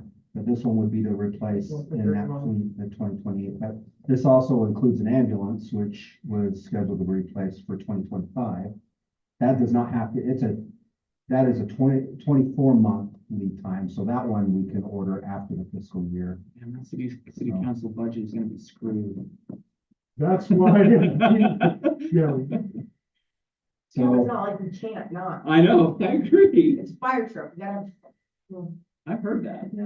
So anyway, that's just the discussion. Do you have any questions? Because I really, yeah. the place, Did you review the cost of converting? No, to a I agree. bucket? a bucket brigade. There we go. That I do not have experience in. Get because Homer buckets for $5. We actually have fire engines when I started in the fire service, so. No, wait, tell the story about the horse and carriage that you pushed it so well. And pump. Over there. Okay, all right, well, we know what this is and we'll vote on it in our next meeting. Yeah, so it'll come across, much like we did the last time, it'll come across in a resolution for each one. So this time we'll have that. And so, unless there's any suggestion otherwise. So that's how it came in the last time, just so that it was. Okay, so I am gonna throw this out because I think it's important. I'm really tempted to say, can you put this off a month? Because you all really need to see where the budget is before you vote on this, and our next meeting will be before we we go through our budget. But what I'm hearing is there's no budget impact for 8 years, or, no, sorry, 4 years. 4 years, yeah. But if you don't understand where we are today, Well, we still have to get it. No, We still have to get a fire truck. I'm okay waiting a month before we, I will do whatever you guys would like as well. I don't think, We can wait. hopefully the pricing doesn't go up in a month. yeah, I don't think it will.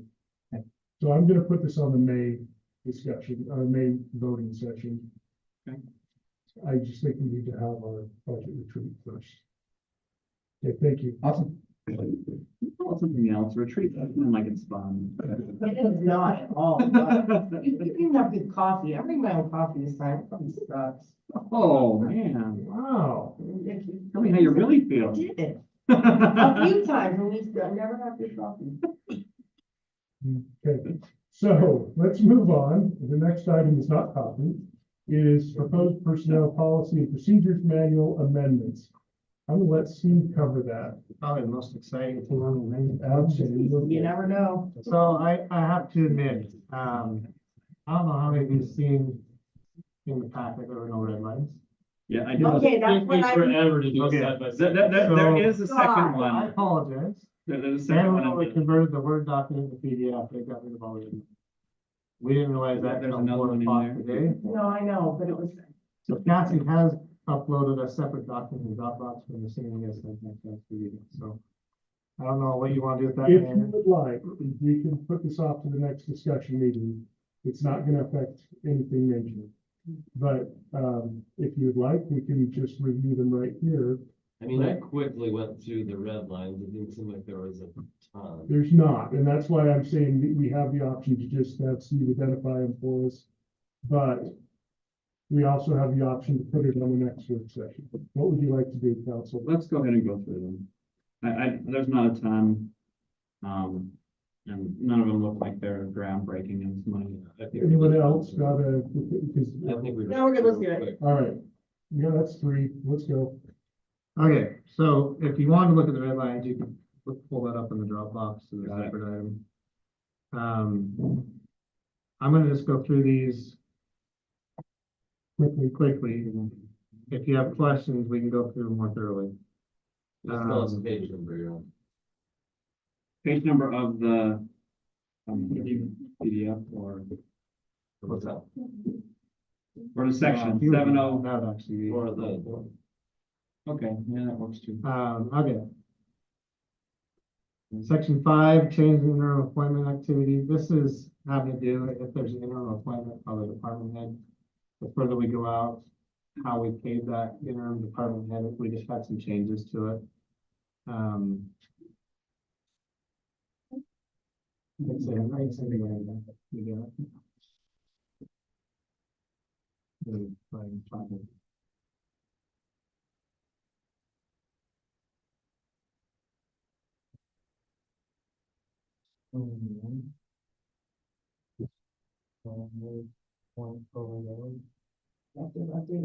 What's your first one? 508-500. No, not on that one. So, Yeah, chapter 5. mhm. You do this. Thank you.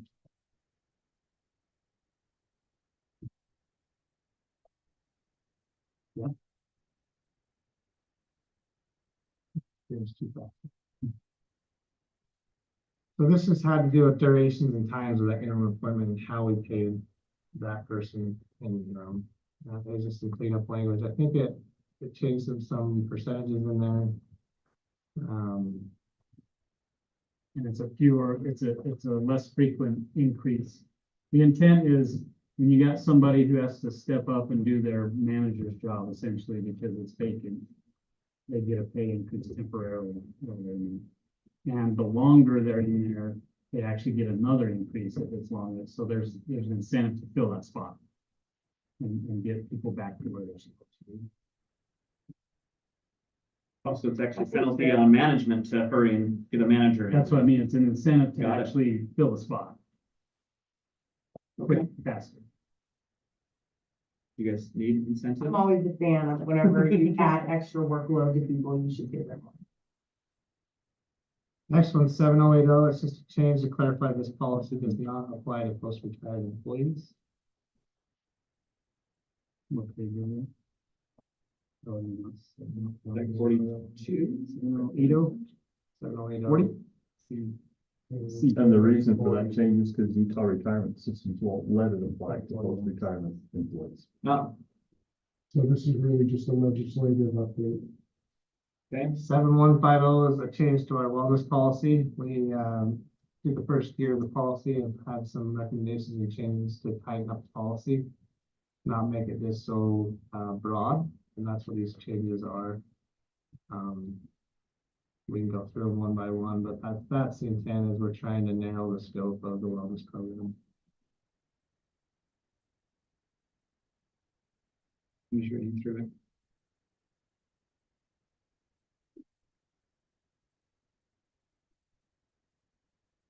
This is probably your biggest change, it's the biggest change in policy.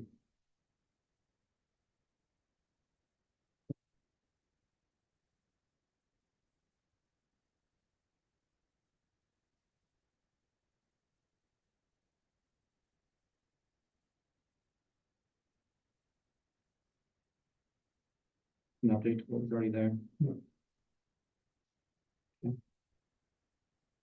8100 was just the grammar fix. 8110. Removal of unnecessary references to outside laws and changes. So this is what the typical of the law changes. I mean, I go into the policy and changes. We're trying to make it more generic.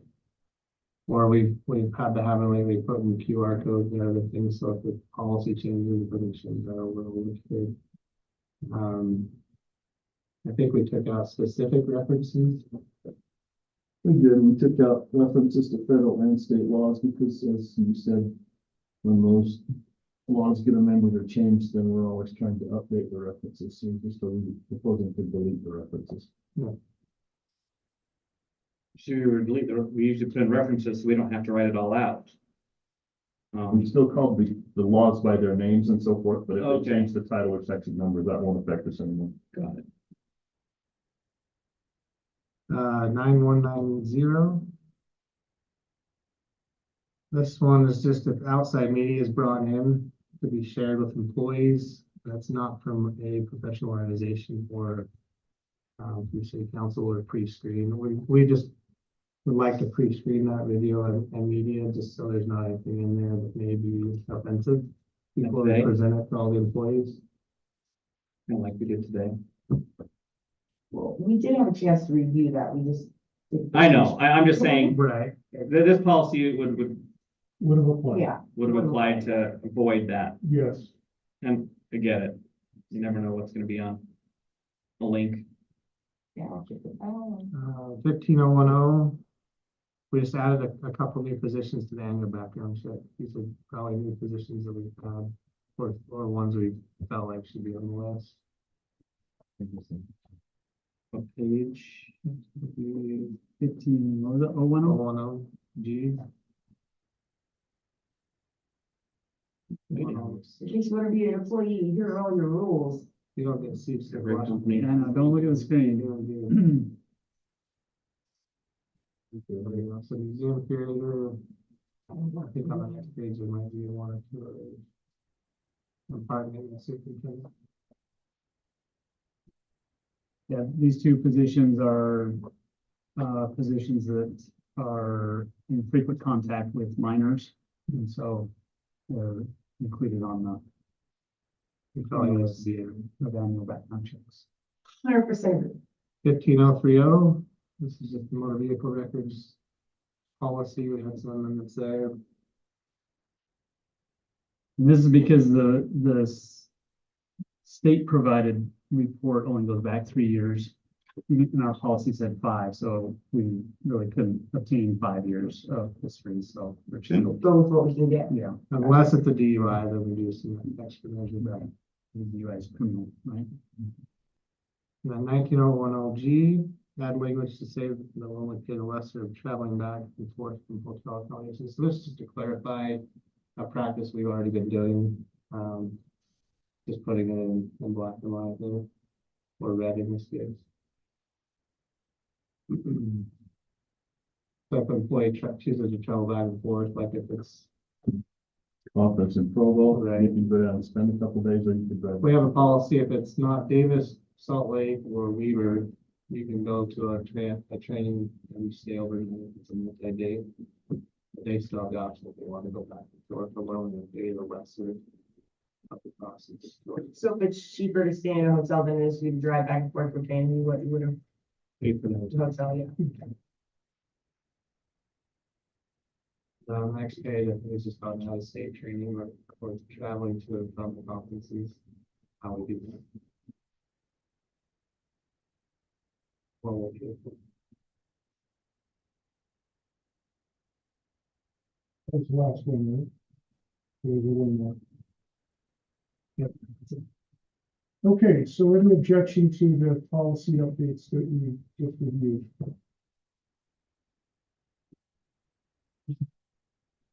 Sorry, putting you through all that work. Okay, so we're gonna go ahead and move on. We'll vote on that in our next April meeting. Next is discussion regarding the Architectural Review Committee ordinance amendments. Noah. Probably Cassie, but let me fill in for her. Okay, go ahead. This was originally Cassie's proposal. The Architectural Review Committee establishing clauses are in the land use ordinance where all the other boards and committees are in Title III, I think it is. And it made no sense for that committee to be out there on its own, but her particular concern was that the Architectural Review Committee had no terms. Everything, all the other committees say term of 5 years, term of 4 years, whatever. This one didn't have it. So her recommendation was, let's pull it out of the land use ordinance, stick it in the same title as all the other boards and committees, and give it terms and so forth. So we tried to make it look and smell like all the other ordinances that establish and govern the other committees. And that's Now, let me make sure that got translated correctly. Terms are 4 years. terms of 5 years. See, should correct it. All right. What did you want? 4 years. Everything we have done has been 4-year terms, and that's 4-year terms consistent with elected officials. Yeah, just keep it I want, if we keep it consistent, we don't have to worry about these oddities. So I want everything to be 4-year terms that, because we've had 2-year, 3-year, 5-year, 6-year. I'm trying to get everything reverted to 4-year terms for consistency. Logical. Okay, So what we're doing here is, this is a subcommittee of the planning commission. But only 2 planning commissioners can be on it? yes. Okay. Seems odd to perform the subcommittee of the planning commission if only. I found that odd too, but this is the way it's always been, is that up to 2 planning commissioners can be on it, and then it's other people. This is not a committee that meets monthly or, this is meets as needed, so. And I have found it kind of nice that this kind of serves as a training ground for future planning commissioners. People who've served on this board have later ended up serving on the planning commission, so it's kind of gives them some training. Okay. Okay, so any issues with that before I move on?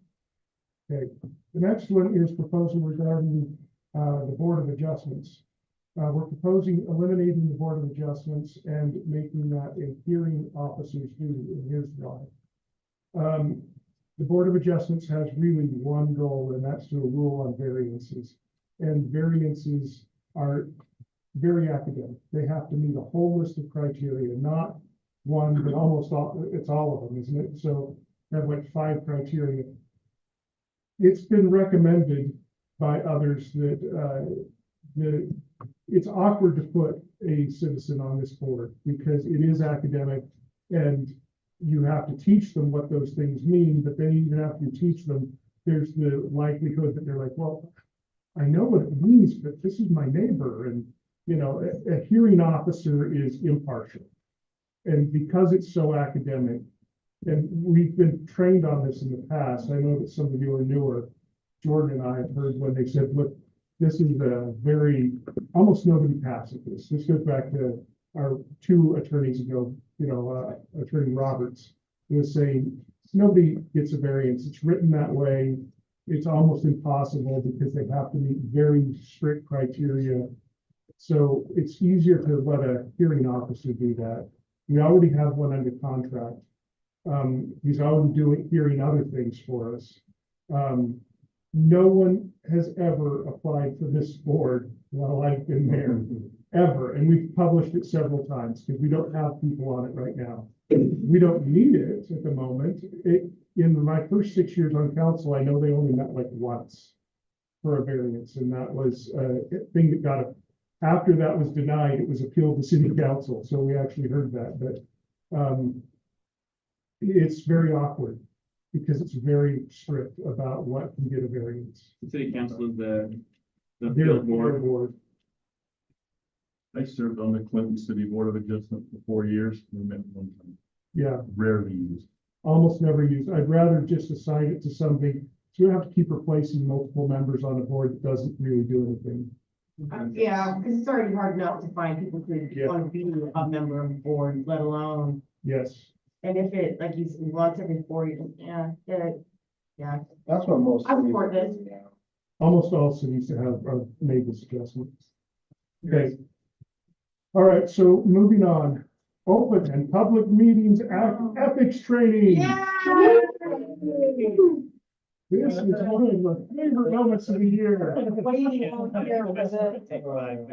Okay, Right up there. all right, Mark, before we start the training, we will take a recess for 10 minutes or 5 if everybody's back. Oh, it's right up there with March Madness. I know, this is an exciting time of the year. So,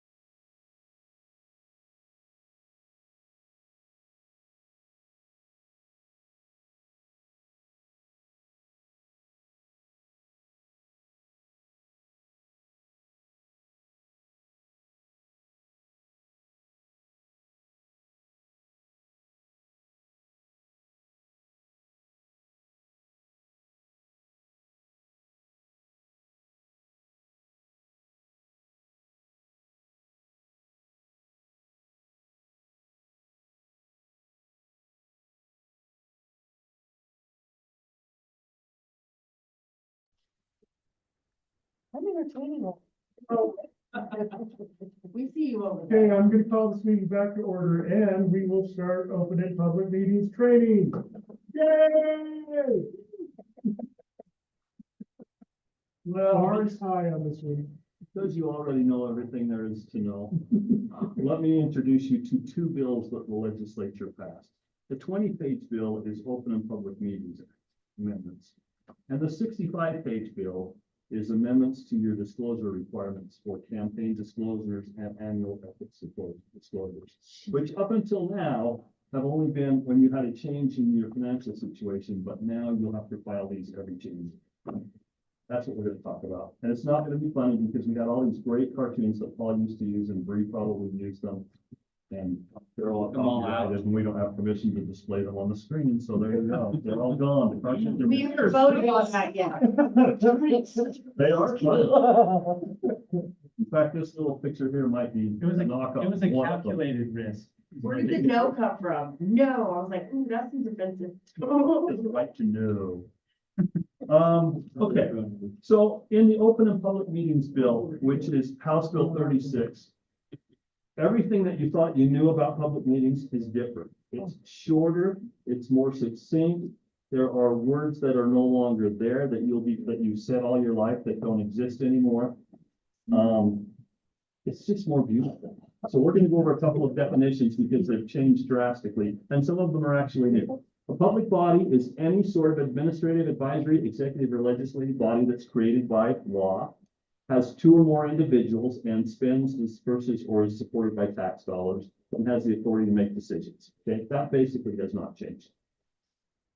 Quorum, a simple majority of the membership of a public body. Does anyone know what the quorum is for this public body?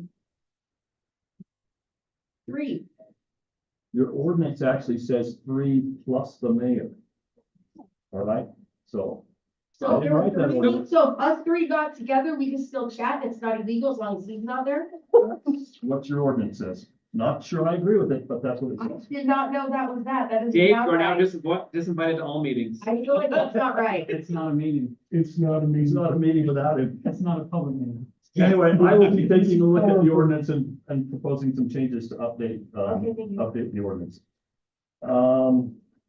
Irrelevant matter, this is a new definition. A relevant matter is a matter within the scope of your authority. Okay, you can get together and talk about NCAA or Easter eggs or any number of other things, but when you talk about things that you have the obligation to vote on for the public good, that's a relevant matter. Maybe not Easter eggs then. Meeting changes slightly. It's a gathering of a public body with a quorum present, convened by a person who has the authority to do that. Convened following the appropriate legal process. We'll talk about notice in a minute. To do one of 3 things: receive public comment, deliberate, or take action upon a relevant matter. If you're not doing one of those things, you're not having a meeting. All of those have to be there. So if a resident calls a meeting with all 5 council members, they don't have the authority to convene a public meeting. Is that a meeting? The resident doesn't have the authority to convene the meeting. That's correct. So we can all show up and talk politics. As long as the mayor's not there. Oh, as long as I haven't called the meeting. You're not invited to anything. If he calls the meeting, or if your assistant mayor calls the meeting, or whatever your other rules are, fine. If you just happen to go to some neighbor's house and talk about something, not my problem. I have a feeling this is gonna get challenged really We quickly. could chat. Yeah. Okay. Me too. The words chance or social meeting that used to be in the statute, a meeting is not a chance or a social meeting. This is when you bump into each other in the grocery store or at the Easter egg hunt or something like that, but you didn't plan on it. Those words are no longer there. Now the definition is this: individuals constituting a quorum of a public body may not act together outside a meeting in a concerted and deliberate way to predetermine an action to be taken by the public body at a meeting on a relevant matter. You can't get together informally and decide what you're gonna do in the meeting. That's still not appropriate. That's a nice edit. Yeah, It is a- actually, that kind of makes it more. It's yeah. better. Yeah, it invalidates everything. Okay, public meetings are public unless they're not. Here are the steps to close a meeting. You have to start the closed meeting in an open meeting. There must be a quorum present in the open meeting. 2/3 of you must vote to close the meeting. You have to announce the reason, the location, and the results of the motion. Okay? We're going into a public meeting to discuss this. The public meeting will be held in the room out there on the other side of that door. And we voted and the vote is 4-1. So I have a question. 2/3 is always complicated. So in our context, does that mean 3 or 4? 3, Okay, 4, Or, 4. that's what I More than was. 66%. Thank you. Yes. Right. Yeah. 3/5 is less than 2/3, right? So at least 3 1/3 of you must vote to close the meeting and then you're good, which means 4. Okay, that's what I Okay, thought. here are the most common reasons to close a meeting. This isn't all of them, but these I listed, like, there's 4 here, and I think there's 2 more on the next slide. To discuss the character, professional competence, or physical or mental health of an individual.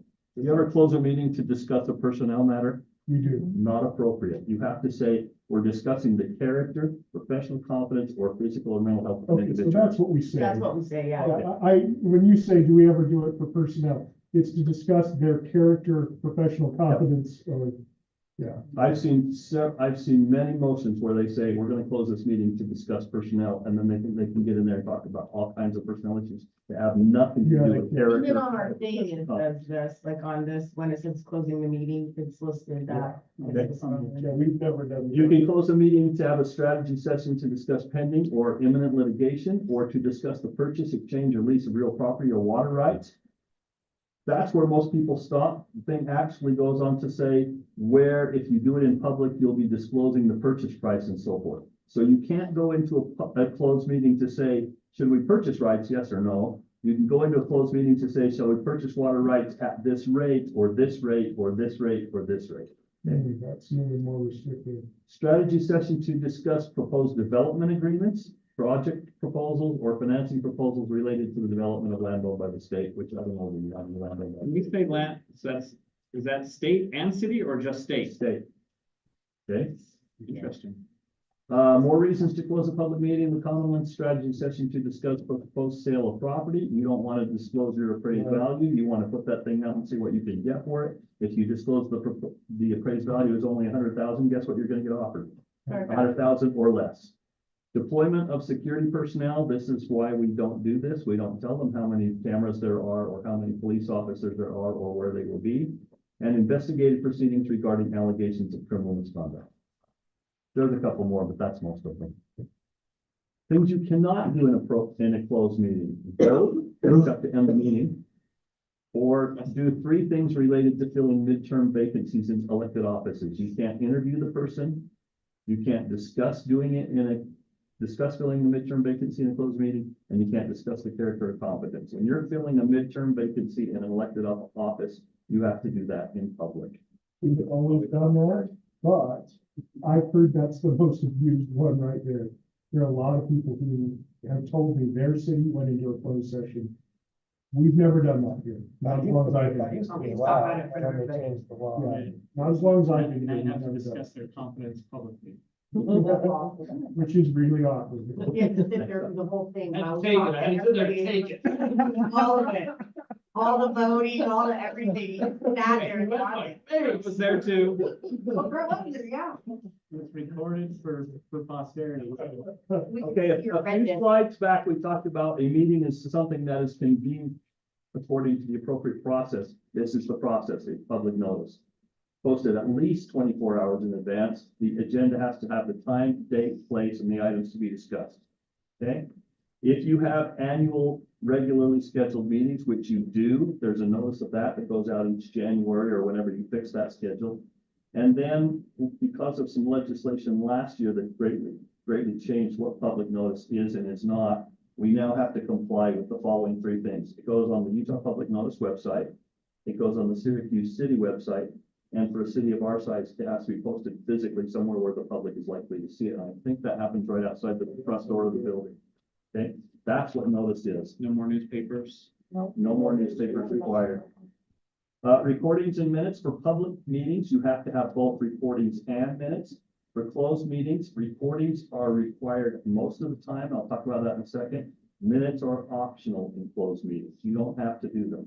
Here's the exception to doing a recording in a closed meeting. When you're discussing the professional competence, the mental or physical health, or the character of an individual, the presiding officer, instead of reporting that discussion, can sign a sworn statement that said, we had a closed meeting, it was held on this date, at this time, in this room, we discussed the character, professional competence, or physical mental health of an individual. That's all we discussed. He has to sign and swear to it, and then you don't have to do the reporting. Don't go out of line. This one doesn't have to notarize it. Someone does. Penalties for violation, knowing or intentional violations of often is a class B misdemeanor. You don't want to have to do that. I don't want to have to do that. And if this is new, this next provision, in a civil suit to avoid a final action, the court can now award attorney's fees and costs to a prevailing claimant. So if you do something that you should not do, either in a closed meeting or you don't properly notice your public meeting and you take some action and you refuse to go back and fix it and you get sued, now the plaintiff gets to win. And guess what? Attorney's fees are always the highest and best part of that from the plaintiff's point of view. They might only have $10 in damages, but they might have $200,000 in attorney's fees. That's it. Okay, let's talk. Are we good? Yeah, Have you had enough for a year? no, let's keep going. Okay, let's talk briefly about ethics. So this is the 65-page bill, and the reason it's so long is it has basically the same provisions for city councils and then county commissions and then independent districts, chapter 11, title 11 districts and so forth, and then state agencies and so forth. So it's basically the same stuff repeated 4 or 5 different times in all the statutes. Stinky fish. Here's what I tell people about ethics, and this is what I've told them for years. If you're walking down the sidewalk and you see what appears to be a dead, stinky, rotten fish, you might want to stop and take a look.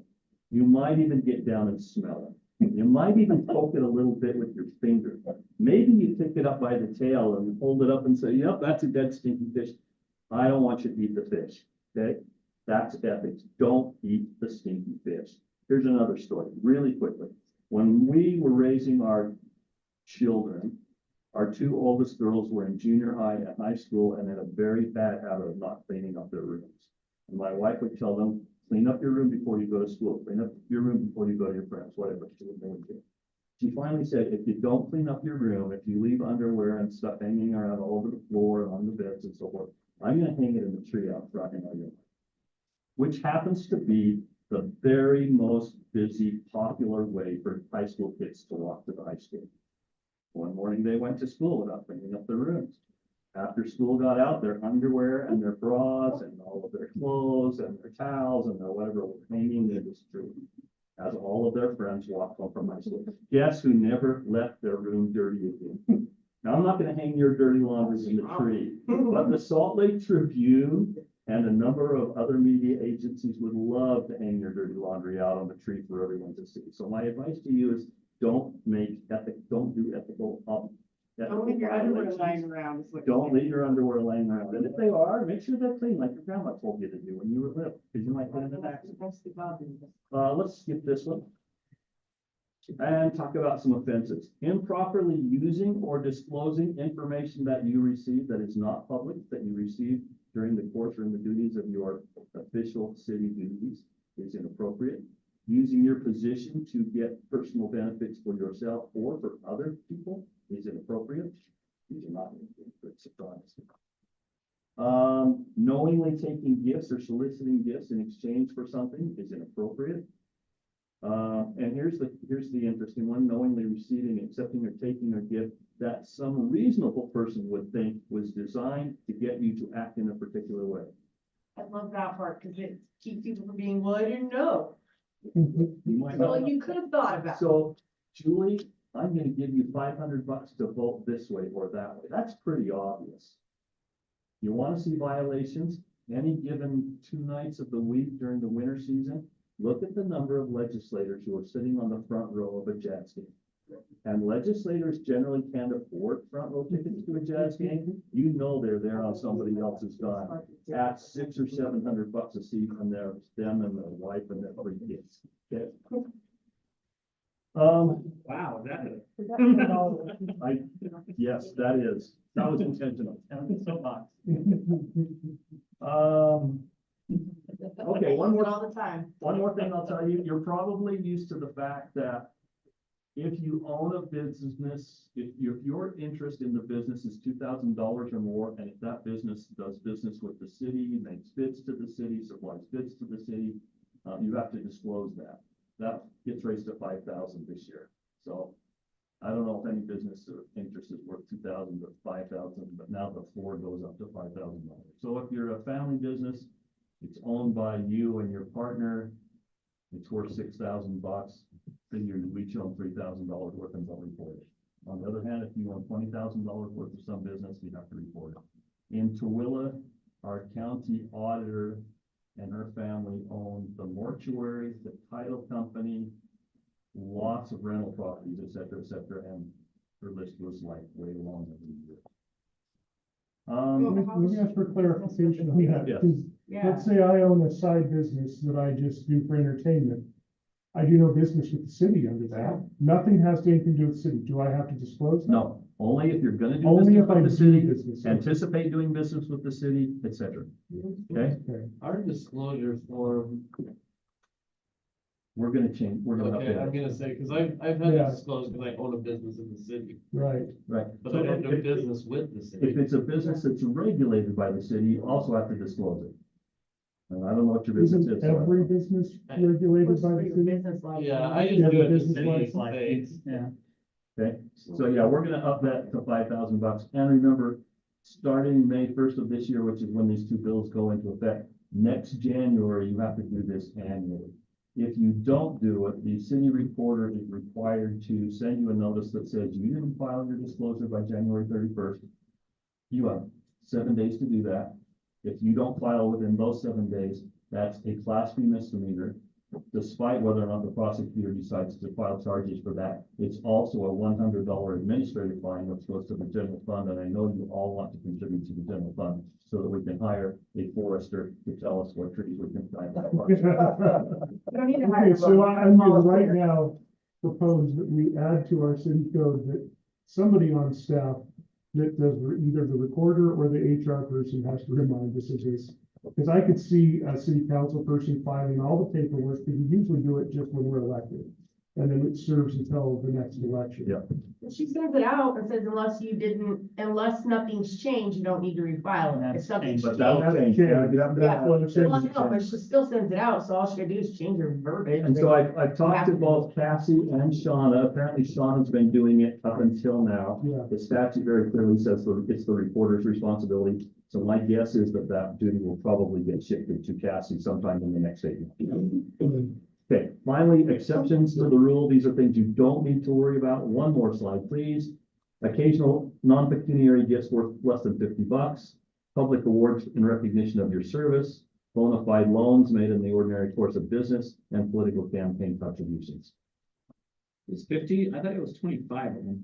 It's been 50 for quite a while, Okay. but nothing's worth less than $50 anymore. So if you're Yeah. exchanging Christmas cards, Christmas gifts, 5,000. if so-and-so title company happens to bring, the tray full of nuts and fruits over here for Christmas, or even gives those to you, that's just social hospitality. Just make sure it's worth less than $50 and you won't have a problem. It is now a Class B misdemeanor to violate the ethics laws, and depending on the amount of your violation, it can go all the way up to a second-degree felony. The civil thing is rescission of the transaction, which means if you enter a contract in violation of the ethics laws, someone could sue on that, get that contract set aside. That does nobody any good, doesn't help the city, doesn't help the contractor, doesn't help anyone. And lastly, and maybe you're hoping to have this happen someday, public services that you could be removed from office for violating the ethics laws. Because there is no recall, so it's your only option. And all you have to do to test that last score, and this is not a political statement, it's just a statement. There may or may not be presidential candidates who arguably have violated ethics provisions, and maybe they shouldn't be holding public office, but I don't care one way or the other. I'm just telling you, you don't want to be that person. So if you're gonna get jazz tickets, it should be They like, can't be front row. it has to be back. Upper floor. It's the one that they $12 give us in ticket. my office. Yes. It's a junior jazz ticket. Junior jazz ticket. Well, I'm like, they're free. It's that last row. Actually, one year for junior Quite a- jazz, I was on a folding chair behind the last one. It's So, always fun when you can fit the whole court in this. so that's where we'll see the legislature. Yeah, with your binoculars, just there down there. Thank you very much. Love that training every year. Okay, so council, last item. And I added this because we've got new people that we need to discuss what this is. The Utah League of Cities and Towns, has two conferences a year that, in our budget, we have typically put some, money in so that we could, allow you to register and participate. The spring conference every year is in St. George. For almost as long as I've been here, we've never done that. We've just realized the savings of not sending people. It's been argued a few times that this is a really important, an important meeting because they do a legislative update, which they do also record and do send out. You can get that. They do some trainings, including public meetings trainings, if you wanted to do it down there, but you've all finished it for at least one time. So anyway, the point is I wanted to make sure that we did bring it to you all. I get asked all the time, well, don't you guys go to that? Look, we don't. We just usually haven't. If you want to change that, you can. But it's worth noting that there is one in Salt Lake. I was going to get to Okay, that. go ahead. The second one is in Salt Lake. Their annual fall conference is always in Salt Lake. It's easy to drive to. You can register for 1 to 3 days for the conference. You don't have to commit to the whole thing. There are good workshops down there. That's usually when there's a lot of the development and land use and stuff. Maybe their business meeting. Their business meeting is then. Vote on- Usually the spring one is a lot about the legislative changes and stuff like that. So anyway, we have typically sent people to the one in Salt Lake because all we're really paying is the registration fee, which we do get. So and mileage. I don't know if I've ever tuned in for mileage, but You can. you can. So anyway, so those are things that are available to you. I'm going to say this one other point because this is crazy. You may hear over time of cities who do a lot more than that. For example, there is a national ULCT conference. I've just heard from several colleagues from other cities that they went back to Washington, D.C. on taxpayer dime to go to that. We've never done that. It's not in the budget. You may hear of people who said, well, we took this particular trip.